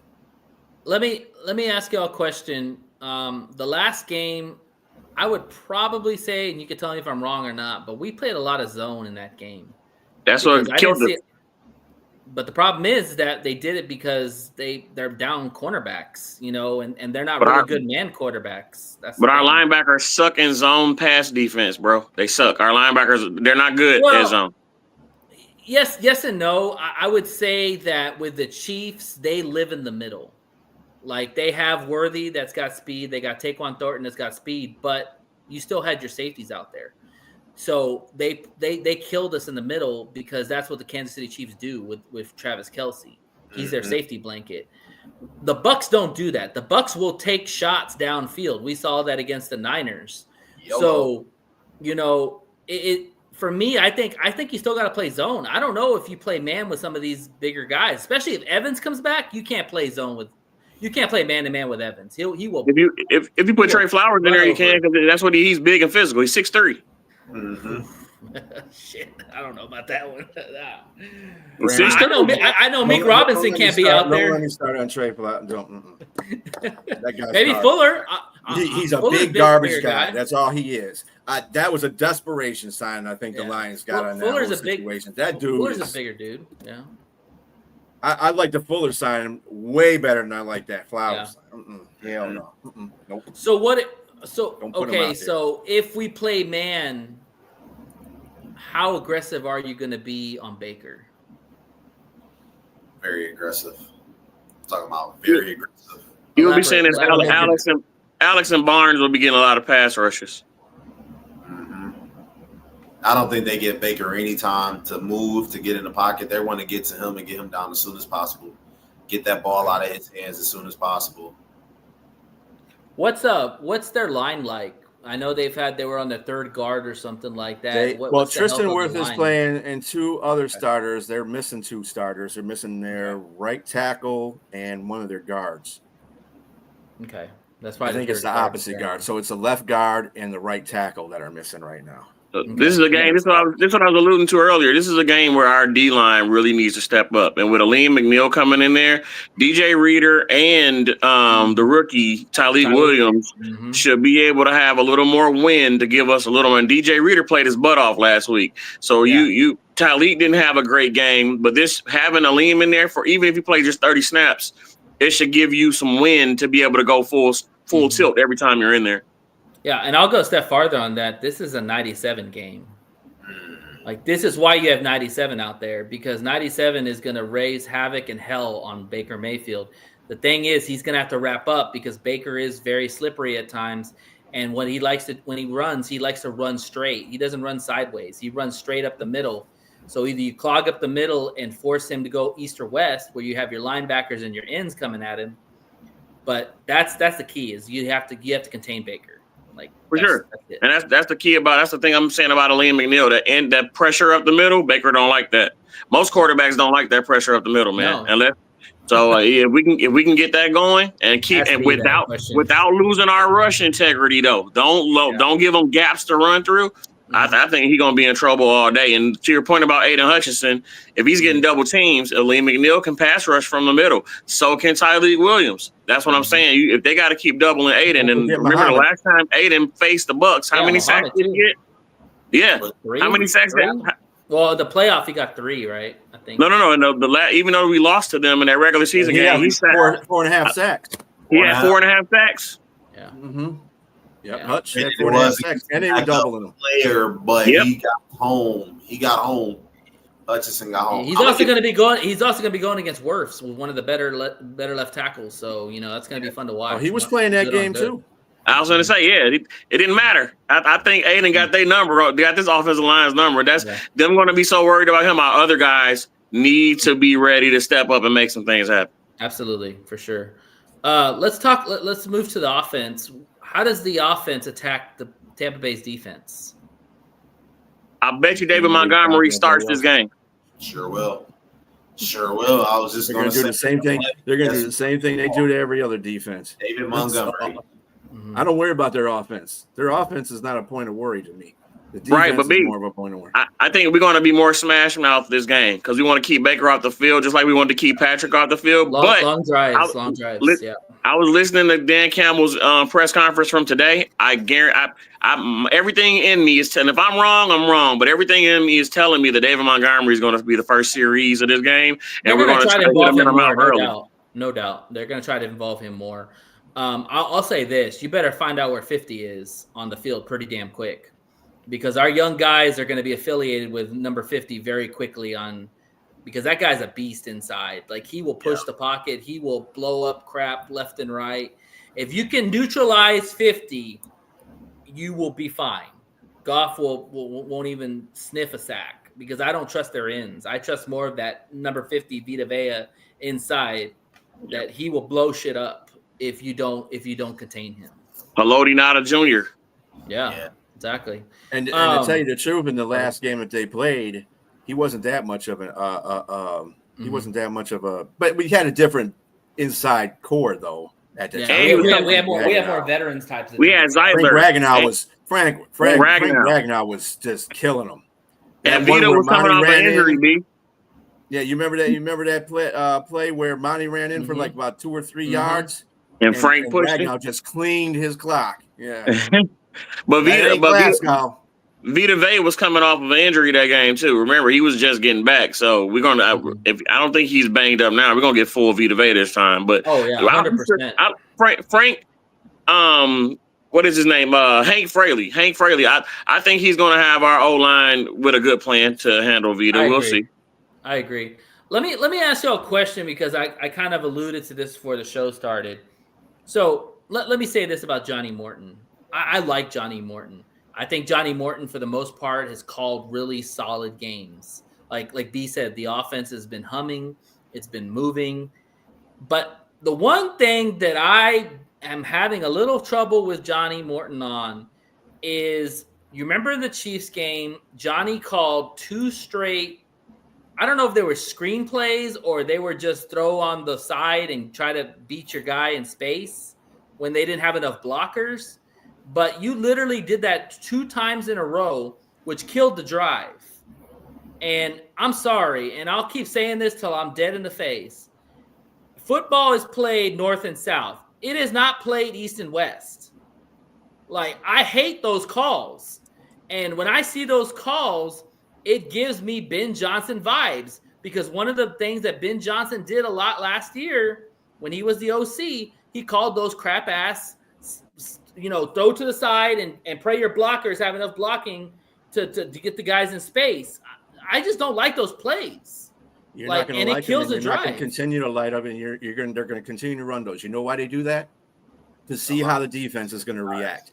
Every offensive possession is not going to result in a score or a touchdown. That's just the plain simple fact. I get that. They're testing out what the defense's flexibilities are. If they can throw screen passes and bust their ass with that, then they know they can do that. But they're not. That's the point. They're not doing it with those plays. They got a lot of speed. Every team is different, Nate. I'm just trying to tell you, that's how offenses work. Good offenses try your ass. That's what they do. Yeah. That's what they do to defenses. They said, let me see if we can throw this at them. No, I get it. Throw this at them. And they got a lot of speed and space guys. Think about it. They do. Jameer Gibbs. Amon Ra. They got a lot of speed and space guys. But here's my pushback. When you have guys like Gibbs, Amon-Ra, and J-Mo on the sides, and you're pushing the ball in their hands, and you got a bunch of crazy-ass defenders trying to go at their legs or knees, do you think that's a good play? It depends. It doesn't make a difference, Nate, what you think. The point is that's how the offense is run, because they have to they're testing the defense out. You're not gonna every possession you get. It'd be nice if you could score every possession, but this is the reason why offensive coordinators are the way they are, because they have to test that defense. Yeah. Well, notice after those. They're going to do a lot more of that this whole season. Perfect example with the trick play that, Kansas City was kind of shutting down the run game, even on the goal line. So what did they do? They faked. They were acting like Jared Goff was the receiver. They didn't know the ball was going to Jared Goff. They were really that was poorly blocked itself. That's why he scored. Yeah. But notice after those 2 calls, Johnny didn't call those the rest of the game. Because I think he realized, hey, they're not blocking, so what the hell am I calling these plays? We're just getting negative yards after negative yards. Testing them out, feeling them out. He switched it up. That's part of the program. That's just part of the program. Yeah, you just gotta bend with it. That's all. Again, it might frustrate you as a fan, but they're just it's stupid, because I see that crap in college. It's not stupid, Nate. It's part of the game. It's dumb because you don't. It's first not off, dumb. Almost it's offense. Time out. In college, it works because defenders aren't that smart. Okay, a lot of these dudes aren't even going to make the NFL. When you look at the NFL, you have bigger, better athletes with more speed, and a lot of times you don't have enough blockers to get in front of your speed guys. You literally have to fake them out, and the Lions don't do that. That's not their MO. You know the problem with you, Nate, is a toss or a counter. This is what I'm talking about. Fans and the offense. They do this play. They've been doing this play, screen passing all this whole season, and they still managed to put up 34 points, 38 points, 52 points. No, I get that. They put up points in the last game. They scored a touchdown with a screen pass to Amon-Ra St. Brown just a couple weeks ago. But I think the problem is the inconsistency in how they run the screens. That's what you're frustrated with. Because when they run it right, we always get a first down or a big play off of it. You have to have your blockers on point every time. If you don't, your players are going to get hurt or you're going to have negative yards. And let's be honest. If that drive, you don't have those negative plays, maybe we score some more points. Maybe we move the ball. That's what I'm trying to say. But I think what they're trying to say, though, is a lot of times you're calling plays early in the game to set up something different later in the game. You're giving them the same look and you're running something totally different out of it. And now you may have a sneaky screen that looks like the screen you ran earlier that's going a total opposite direction, and a big play comes of it. So, you got to do it just to keep the defense honest. It's a chess match. It's a perfect example of how the offense works. When they played Baltimore, they ran this play where they motioned Amon St. Brown inside to block for a running play, and two of the plays that they ran were running plays, and Amon came in there. So what happens on that fourth down play that they need to have? They bring Amon in there, and he breaks out of the line and gets the first down as he threw it out. Because they were expecting it to be a run. Yeah, they were expecting it to be a run. They juked the defensive minds of Baltimore Ravens. They fixated those players on focusing at the run. So I would like dropped it right here. And a couple of runs weren't even successful. Well, one of the runs wasn't even successful. I would challenge all y'all to find out and show me what the completion rating on those plays have been so far this year. I would love to know those numbers. I know, Nate. I'll say I've been saying this for years. We are the most inconsistent screen team in the league. We're inconsistent with it. We're either going to do really good or it's going to suck. That's just how our screen game has been. And I don't know if that's because maybe they don't rep those as much as they should, or it's because we lost some of the more athletic interior offensive linemen, and we got these guys that are still either learning or, in Graham Glasgow's situation, just not athletic enough. Yeah. And that brings up a good point. Whenever they get Sewell out in front of a screen, it's almost successful every time. Right. Oh, yeah. Sewell's a road grader. He'll run over everybody. But that brings up a point, too. Like that play where he got J-Mo in the touchdown play, that was a good call because that was a kind of a jet sweep kind of end around, and he used his speed to get to the end zone. I'm okay with those kind of plays. I just don't like the fact that you throw the ball literally parallel to your player. And here's another one, too. What about the one where he threw to Gibbs and Gibbs didn't catch it? Like, you got to be careful with those because if it's a backward pass, that's a fucking fumble if you don't get it. You know what I'm saying? Because it puts a lot of stress on your blockers and the guys to catch it. Like, everything has to be on point. That's all I'm saying. And I just call it one time, fine. If it doesn't work, don't call it 2 times in a row. But now you got to look at plays. You said it. We all said it earlier. Gibbs wasn't having that great of a game from a yards average perspective. But you're trying to get the ball in one of your playmakers' hands to make them make something happen. That's the reason they do things like that. That's one of those plays where let's just get it to Gibbs and let them make something happen. And that's what that is. It's always the score that dictates it, too. If they're behind in score, you're going to see plays like that. And that's just what every team does that. And I know you say, well, we're not every team, we're the Lions. But no, every team does that. That's just NFL football. I agree, but I just see it more failed on our side than I see it on other teams. I don't know. Maybe it's that's because you pay attention to the lines, which is fine, but I've seen it fail plenty of times on other teams. But even with that, though, Nate, look on the bright side. They're still the best offense in the league. Yeah, I mean, but what I'm saying is, like, you look at that drive, you look at the Amon-Ra St. Brown, those are points that you take off the board or possibly to win the game. You know, in tight games, the margin's very thin, you know, and you got to have more successful drives than stalled drives. You know what I'm saying? It's a chess match. It's almost like boxing or mixed martial arts when you keep going low and then you fake it and go high. You're trying to catch them off guard. You're trying to feel them out and see what they're reacting to, what they're biting on, what fakes they biting on, you know, all that stuff. That's why they're so versatile, because a lot of times they run the ball very well, and then Jared Goff will break open the pass to J-Mo, or he'll break open. Run pass. Yeah, definitely. Yeah, for sure. Everything's a setup. Everything is a setup. Everything is a good setup. Offensive quarterback. The thing that bothers me about the Lions is the only thing that concerns me about the Lions. They can never get behind. They just can't. They can't get behind. Either they got to be tying the score, or they got to be ahead.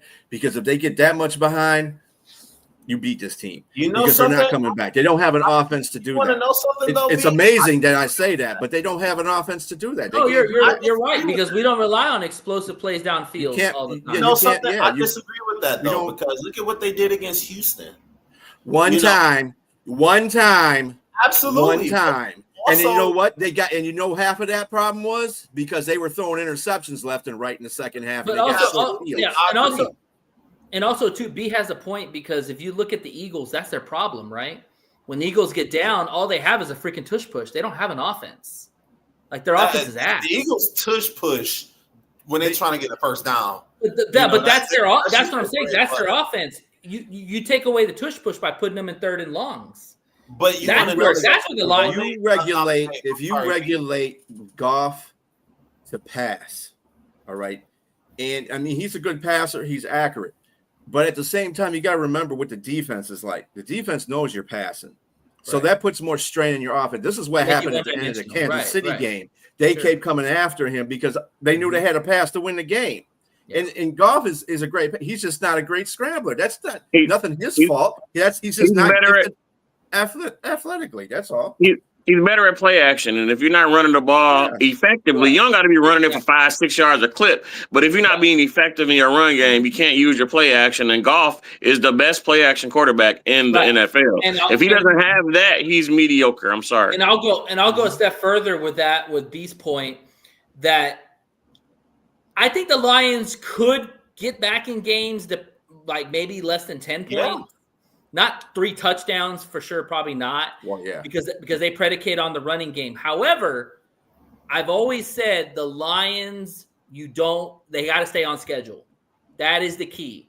The Lions, if they stay on schedule, they're unstoppable. Well, that's the frustrating part with Baltimore. They didn't lead the whole game in Baltimore. They were down by what was it at the time, like 7 points. Yeah. You know, like they're able to play from behind. The thing is that they have to be able to control the ball and take the wheel from the other team. That's what the Lions do. And remember, coming from behind, guys, your defense is who has to be consistent. When you're a team coming from behind, that means you're getting help from defense and you're getting help from special teams. If you're not getting help from those other ones, your offense can keep scoring all day. But if you're not stopping the other team, you're not coming back.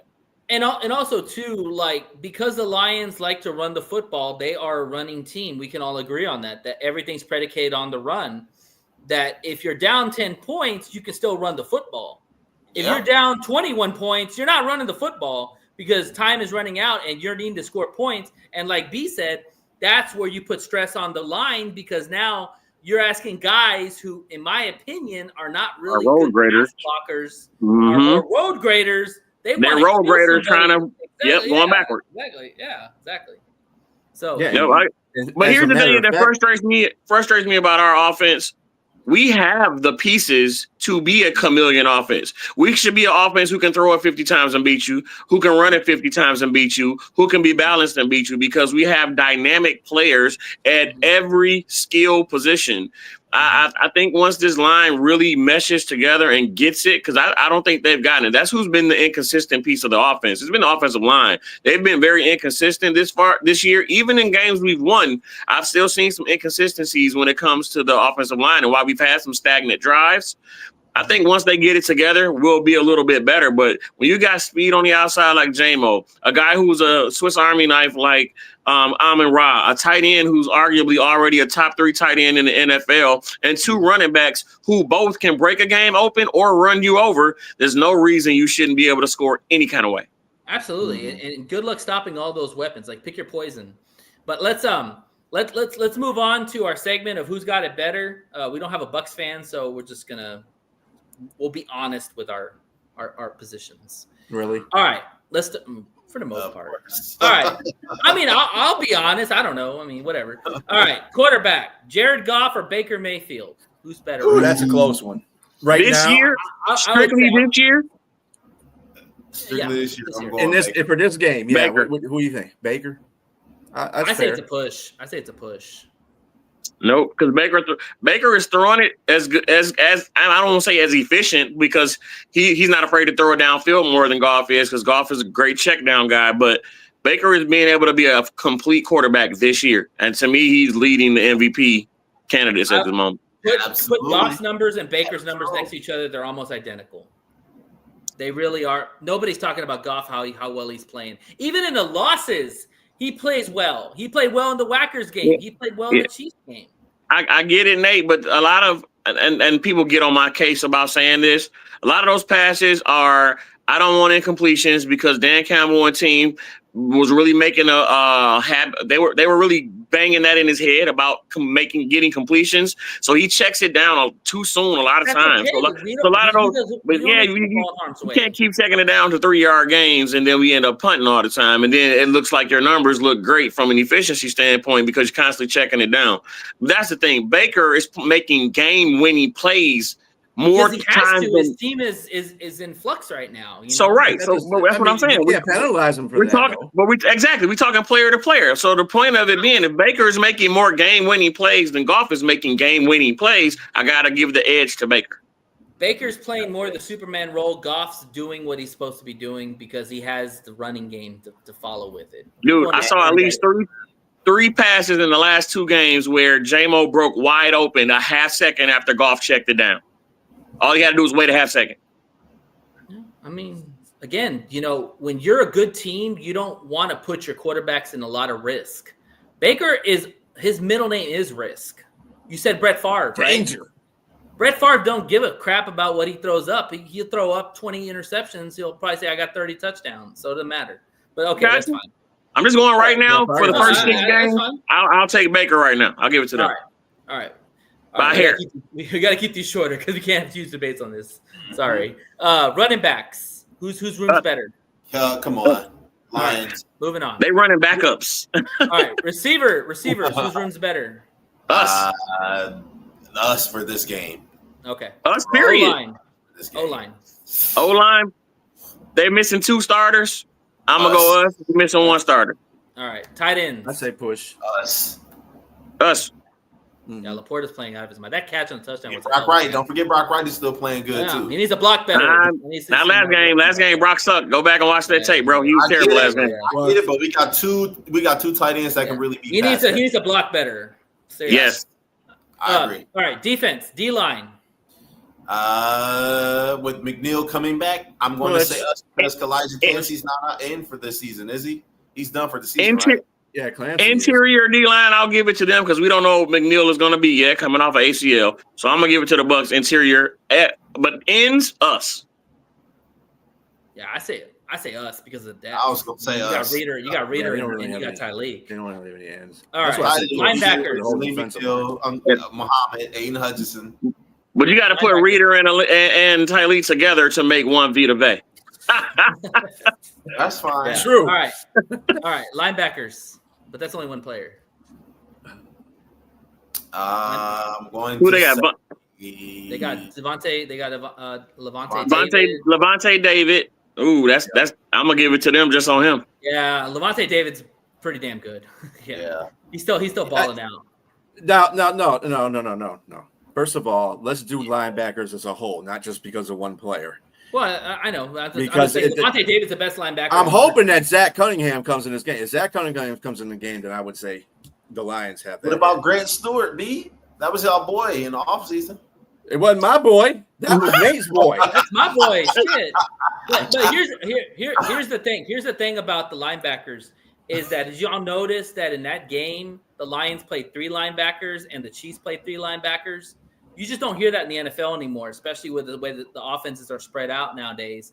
So and the Chiefs linebackers outplayed our linebackers head and shoulders. They did. Well, they got good linebackers though. Chanel and what's his face? Yeah, those 2 are balls. Nick Bolton. Bolton. Hell, Bolton is Nick Bolton is a beast. Yeah. All right. Secondary. Us. Who is in their secondary? Who's still in their secondary? McCullum. Oh, they still got. They got McCullum. They got McCullum, and they still got what's his face? Winfield. The one that they traded Carlton Winfield. Davis. Isn't Winfield there? No. Yeah, Winfield's there. Yeah. Winfield Jr. I would say right now it's them because I don't know who the fuck we're gonna play. Our starting first 5 DBs are out. So except for Amit. All right. White, and you got to remember, you forgot about Whiteside. Whiteside's pretty damn good corner. Yeah, they got us there. All right, let's go to special teams, and you can include kick returns and all that stuff. Clay Freeman, man. Us by a big Money margin. Bates. All right, and then finally coaching. Us. Whoa, no, Bowles is a pretty hell of a coach, man. Yes, he is. He's I would say us coach. by a little bit. Bowles is a hell of a coach. Bowles is like a good ass coach. I like them both, man. But give me Dan Campbell any day of the week. Oh yeah, I mean I take Dan Campbell any day of the week, but Dan's the man. I don't underestimate Bowles. Yeah, Bowles a hell of a coach. Most underestimated coach. Bowles and Dan Campbell. Dan Campbell is a motivator and people really underestimate his intelligence. Dan Campbell is a very smart man. Smart guy, yes, he is. He's not I think also people underestimate Bowles too. He's a I very think smart say that about Bowles Bowles. makes better in-game decisions, though. And he's a better defensive coordinator. All right. Predictions. Let's talk about it. Let's wrap it up. Give me your prediction, your score prediction, and give me a bold take. B, start with you. The score, I'll have to go 32 to 30. I think it's going to be a high-scoring game. 32 to 30. And bold prediction. Otherwise, my prediction of 32 to 30 is going to sound funny when I say this, but the secondary is going to hold their own. it's kind of a wishy-washy. I mean, that is kind of bold. I mean, to be honest with you, because you look at the match unit we have to deal with. Yeah. Yeah. I mean, we don't know what's going to happen there. Okay. Brandon, and by the way, thank you for coming on the show, Brandon. You're always welcome. Oh, yeah. Anytime No problem, man. No problem. I got it 37-27, Lions. We're going to win by 10. I think David Montgomery gets 2 touchdowns. Jahmyr Gibbs gets 1 touchdown, and St. Brown gets a touchdown. So that record that they have for the trio will get even bigger. Break it. Yeah, and the record they have for the duo will get even bigger. So that's my bold pick. The pick. next one, if they do it, they break it. They break the Moose Johnson and Emmitt Smith record. They already broke it. No, they tied it. No, I thought they broke it the last game. No, 14. They didn't even score. Neither one of them scored. No, not that game. The game when Moose Johnson was calling it. They tied it. They tied it. Okay. You talked about it. All right, Jay. I'm going to say 35-30 Detroit. I'm going to say my bold take is Aiden Hutchinson gets at least 3 sacks, and Derek Barnes gets another interception off of Baker Mayfield. Oh, he's stealing my freaking thunder, dude. Shit, I was going to say that about a linebacker. Thank you, Jay. All right. That's all good. It's all good. All right. I'm going to say 45-20. We're going to whoop that ass. I'm telling you, man, when the Lions lose, they have hell's fury on them, and they come out and put belts. I'm watching Liz in the backstage, and she is going. He is like, what? Yeah, 45-20, man. It's Monday Night Football, y'all. You don't think we're gonna put out a show? Come on. That's bold. That's bold by itself. You don't even need anything extra. It's about to get bolder, so get ready. I would love bold that. prediction: Aleem McNeil gets 2 sacks. Dang. On a pitch count? Hell yeah. Yeah. He said it was bold. The Mac attack is back, baby. All right. Well, hey, Brandon, thank you for coming on the show, man. Like I said, you're always welcome anytime we do our previews or our post game. It's always good to chop it up with you, man. Have yourself a good evening. Go Lions. I hope everything is good with you, brother, too. Yeah, man. I am. I'm hanging in there, man. I'm trying. Yeah, man. Thoughts and prayers with you, bro, for sure. Man, thank you. Appreciate that. Yeah. All right, man. See y'all later. Enjoy Monday night, baby. All right. Yes, sir. Peace out. All right. Great dude. All right. Good stuff. And Liz is back. All right, Liz. So your team came off the bye. Your team is getting what score again? 45-20. I'm telling you, man, the Lions of Hell's Fury will come out and I could see her saying, damn, in the back. Let's go. I mean, any given day, right? The floor is yours.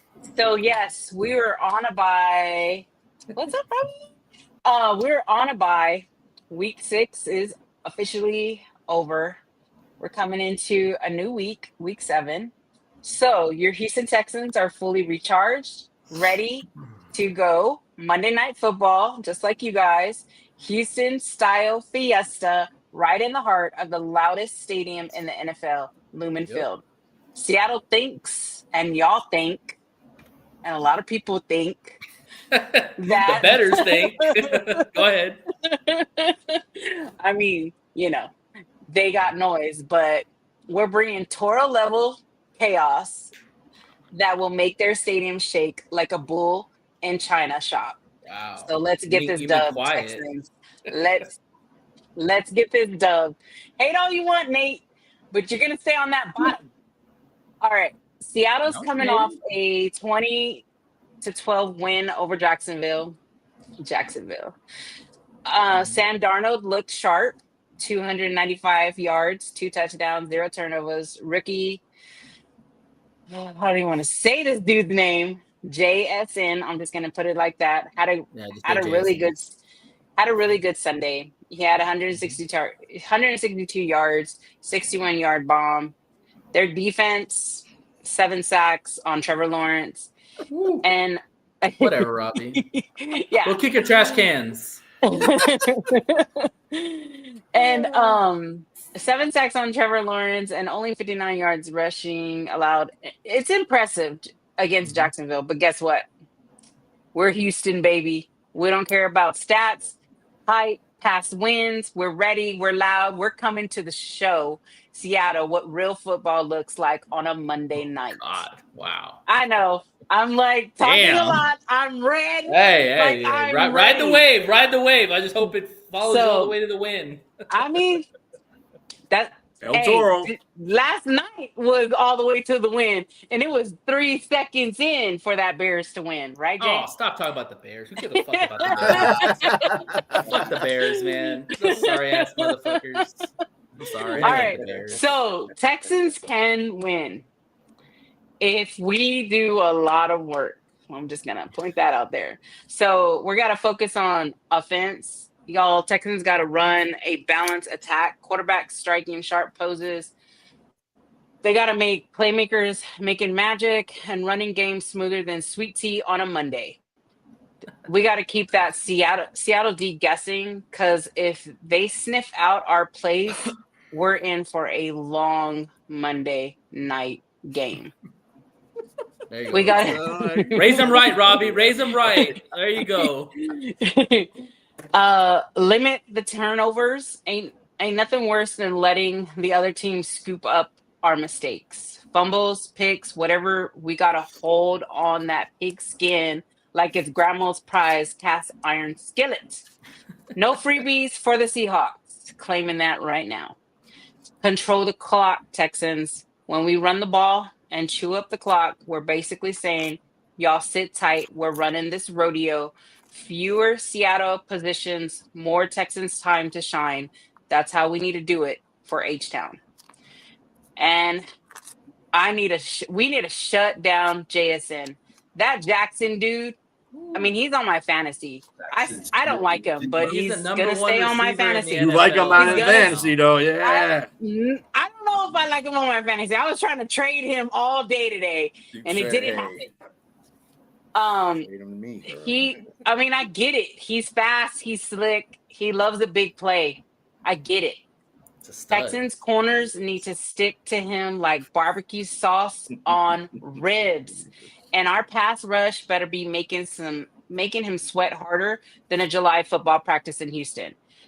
And Sam Darnold's been hitting folks in the red zone like a cowboy hitting a bullseye at the county fair. Like, I get it. We got a lot of stuff that we got to do. Our secondary's got to be sharper than a cactus needle. No freebies. No tiptoeing. See, you know she's from Texas. That's what I'm saying. Say you're from Texas. I'll say you're from Texas. I'm from Texas. Why would I not say it? Okay. So, Seattle. Okay, let's talk. I'm getting too hyped. I know. I need to oh. You're good. Go for it. So we'll bring you down. We'll bring you down a few. Go ahead. Seattle's pass rush is meaner. I saw that this past game. If our O-line lets him through, Stroud's going to be ducking and dodging like he's in a rodeo. And we just need to stay on point. The Seahawks D in the red zone tougher than a $2 steak. They try they're good. I'm not saying that Seahawks is not good. They are good. They try. Where can you find me a $2 steak? I want to know where I can find one of those. I don't want a $2 steak. Yeah, you don't want a $2 steak. No, you don't want to. No, you don't. You want a good steak. Texans got to stay crafty, move the chains, and score like they're like nothing, like no other. So, key points for Houston: protect Stroud, keep that pocket cleaner than a fresher pair of kicks. Ain't no pressure gonna rattle our QB. We don't fold, we hold. Win the turnover battles, Don't want to hold takeaways. because that's penalties. Well, Just saying. no, not hold for them too long. Yeah, right. Um, Give him a love tap. Win the turnover battles, takeaways. That's our bread and butter. Snatch the rock, flip the script, and let Seattle feel the Houston heat. Now, set the tone early. I know me and B, we talked about this, like how the Texans kind of delay, but they really need to start right when the timer goes off to start the game. They Just a need to fast put start. points. Yeah. They need a fast start. Points is points, but we play to dominate. Get in the end zone. No excuses. We don't settle. We need to level up. So we need to hit them hard the first snap. First quarter, like we need to just get in there. So okay. What y'all got? What y'all got? Jay. You know, the key to this game, I think, for Houston to win, the key to this game, I think, for Houston is that defense has got to get to Sam Darnold. They have a defense that can do that. If they can get to Sam Darnold well, they already got an advantage right there. Yeah.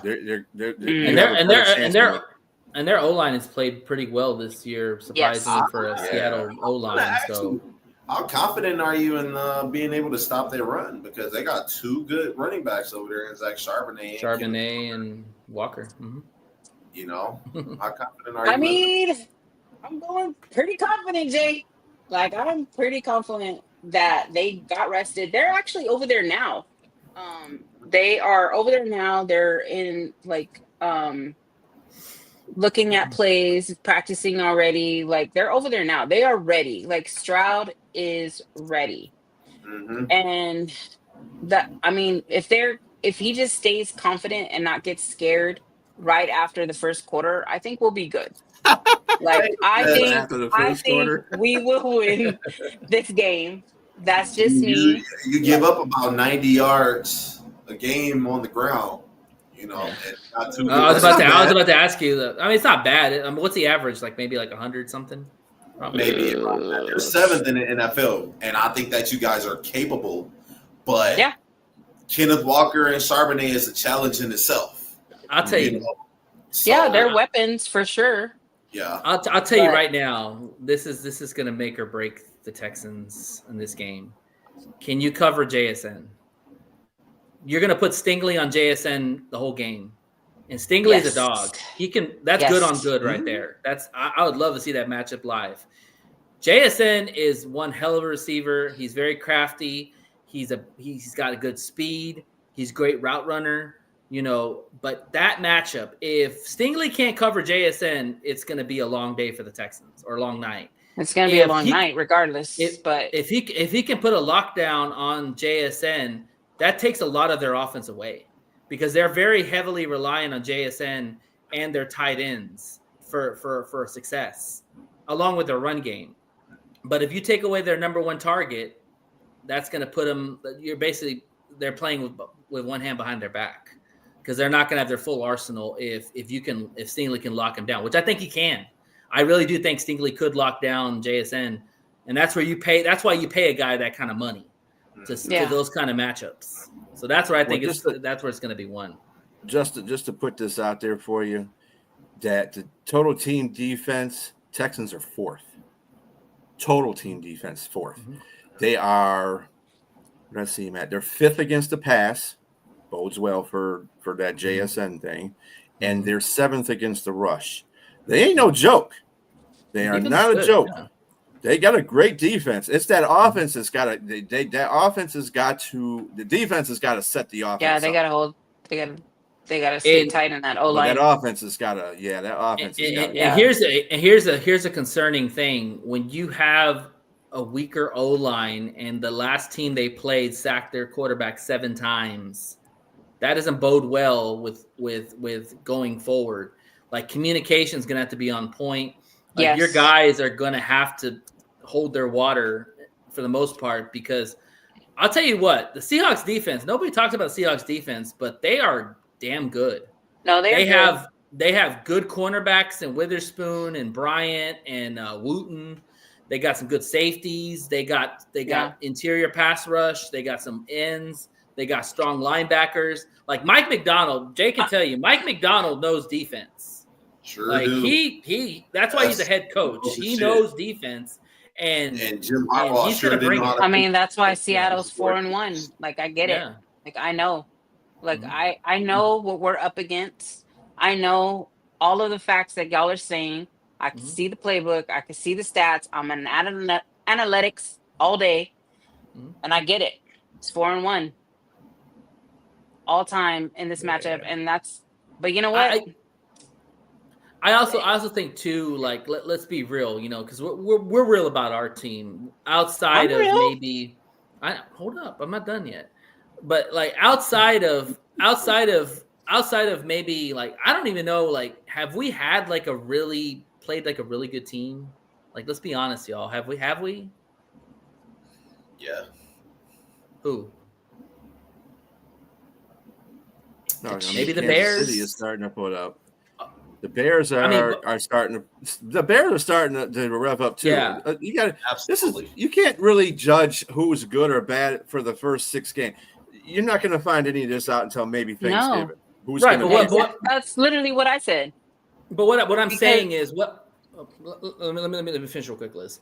Well, what I'm saying is, like, the barometer is going to be the Bucs, like, in the Chiefs, because those right now the Chiefs are one of the top teams in the AFC, and the Bucs right now are leading, I think, the NFC in record. Actually, the Colts are a top team in the AFC. Yeah. Okay. Well, the Chiefs are right behind them. Okay.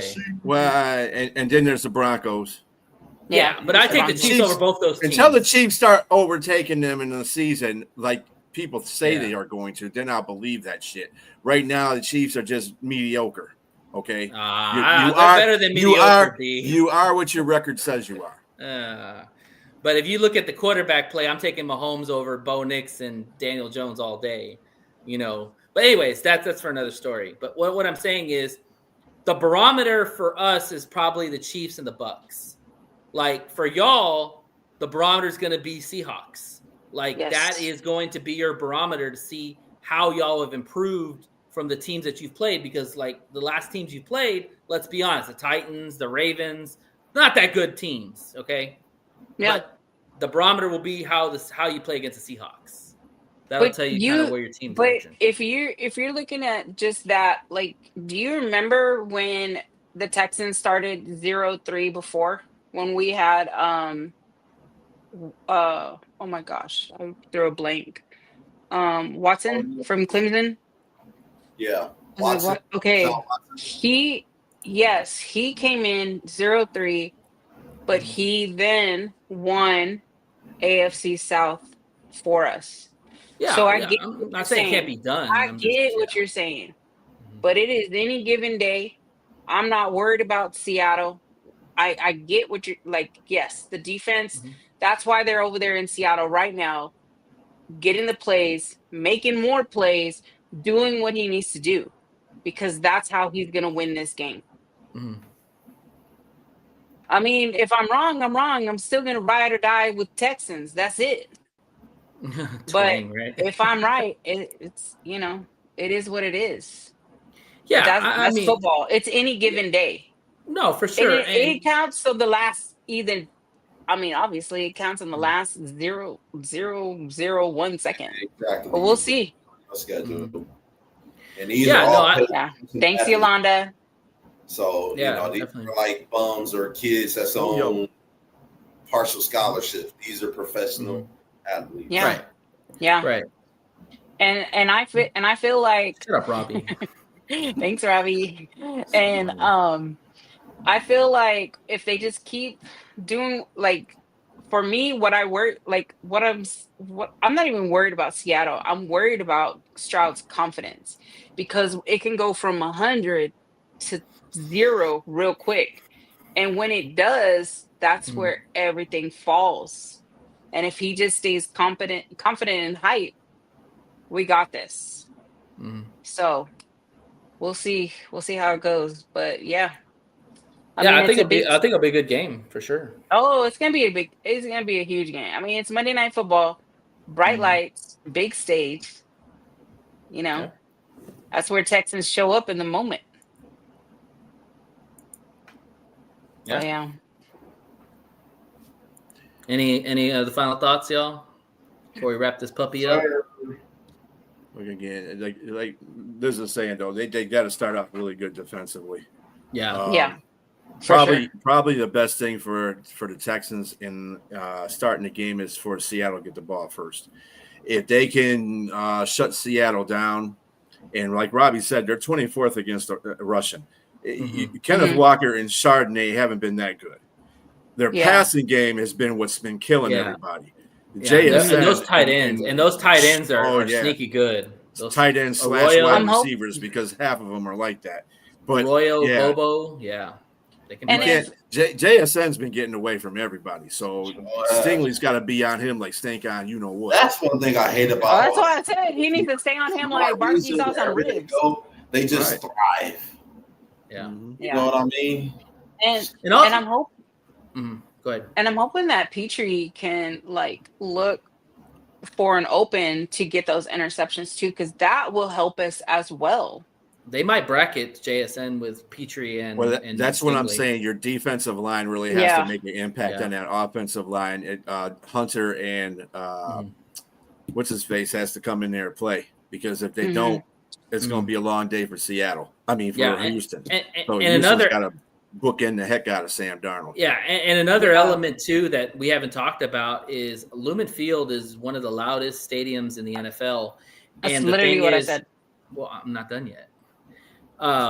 Literally, when it comes to young O-line players, you're gonna have to have like silent counts, clapping, however they do it, because the thing is that with young O-line players, you're not going to be able to hear what the quarterback's saying.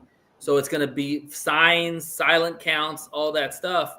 So they're going to have to be on point with all their pre-snap motions and stuff like that. And probably just keep it simple, because if you don't keep it simple and you over confuse these linemen, that's how you get false starts. That's how you get, pre-snap penalties. That's all. But the 12 man ain't what it used to be anymore. Oh, it's still there, bro. It's still there.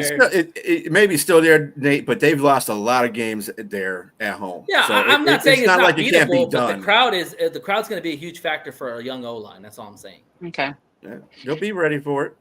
Yeah, we're ready. Be ready for it. We're ready.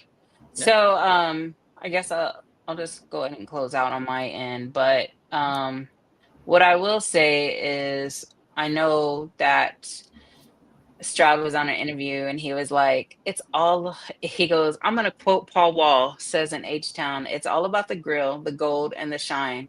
But this coming Monday night, we're going to have faith and fire in all football. So H-Town, catch H-Town, catch me next Tuesday. Love that Paul Wall. H-Town, catch me next Tuesday, whether I'm talking about a big dub over Seattle or I'm going to be talking about an achy, breaky heart. I'm going to keep it 100. That's what I like, Yo-Yo. Texan. She already knows. Yes. So one side for the love of the Texans and the other side for the attitude that I might have. So that's it. Yeah, that's Liz, every fan themselves, right? Out. Yeah. Good stuff. Yeah. All right, Liz. Well, thank you very much. Hopefully your Texans do get that dub. Thank you guys for having in me. Seattle, always. Any final thoughts before we wrap it up, guys? And anything? Just shout out to Yolanda, Mad Yinzer, Brandon, all the usual suspects that were on our Matt Henry. Thank you for stopping by, Matt. And that's Brandon. It. Yeah. Nikki Brandon. Yeah, I said Brandon. Yeah. Okay. Yeah. What'd you say? Anyway. Thank you. All right. Well, thanks, guys. This wraps up the show. Please like and subscribe to the show, One Ass Cheek, Three Toes, and YouTube. Check us out. Big things are coming. We have some stuff down the pipe that God bless you, Robbie. we're going to share later. The merch is also coming too, so we're excited about that. A lot of good things with our podcast. Want to thank everybody for tuning in tonight. And as always, fuck the Packers, fuck the Bears, fuck the Vikings, fuck the Colts, fuck the Jags, fuck the who else am I forgetting? The Titans. I mean, they already suck anyways. Whatever. They're easy. Doesn't matter. But yeah, this is the One Ass Cheek and Three Toes signing off. You have yourself a blessed evening. We'll see you all next Tuesday at 7 p.m. Eastern time. Adios. Adios. You cannot see what's in front of you. Yeah, promise that you get to run into if you knew what's about to come to you. It's about to get real dangerous. It's about to get real dangerous. It's about to get real dangerous. It's about to get real dangerous. It's about to get real dangerous. It's about to get real dangerous. It's about to get real dangerous. It's about to get real dangerous. Yeah, watch out, pop out, black out, pop out, beat 'em up, knock out. I had to see with it. I had to cover their head and cover their necks at the same time. I had to take out the ref. I make my own rules when it's game time. I am the one they was talking about when they warned you about going out in the dark. Now that Chihuahua pop at your mama. Remember, Dre's Daiquiri Shop at Cotton Gin, 441 Railroad Street in Maxwell, Texas, 78656. Daiquiris, food, football, and fun. All a part of a game day victory. If you subscribe to One Ass Cheek, Three Toes on YouTube, you'll receive 5% off your total purchase or a free shot. Proof of subscription required.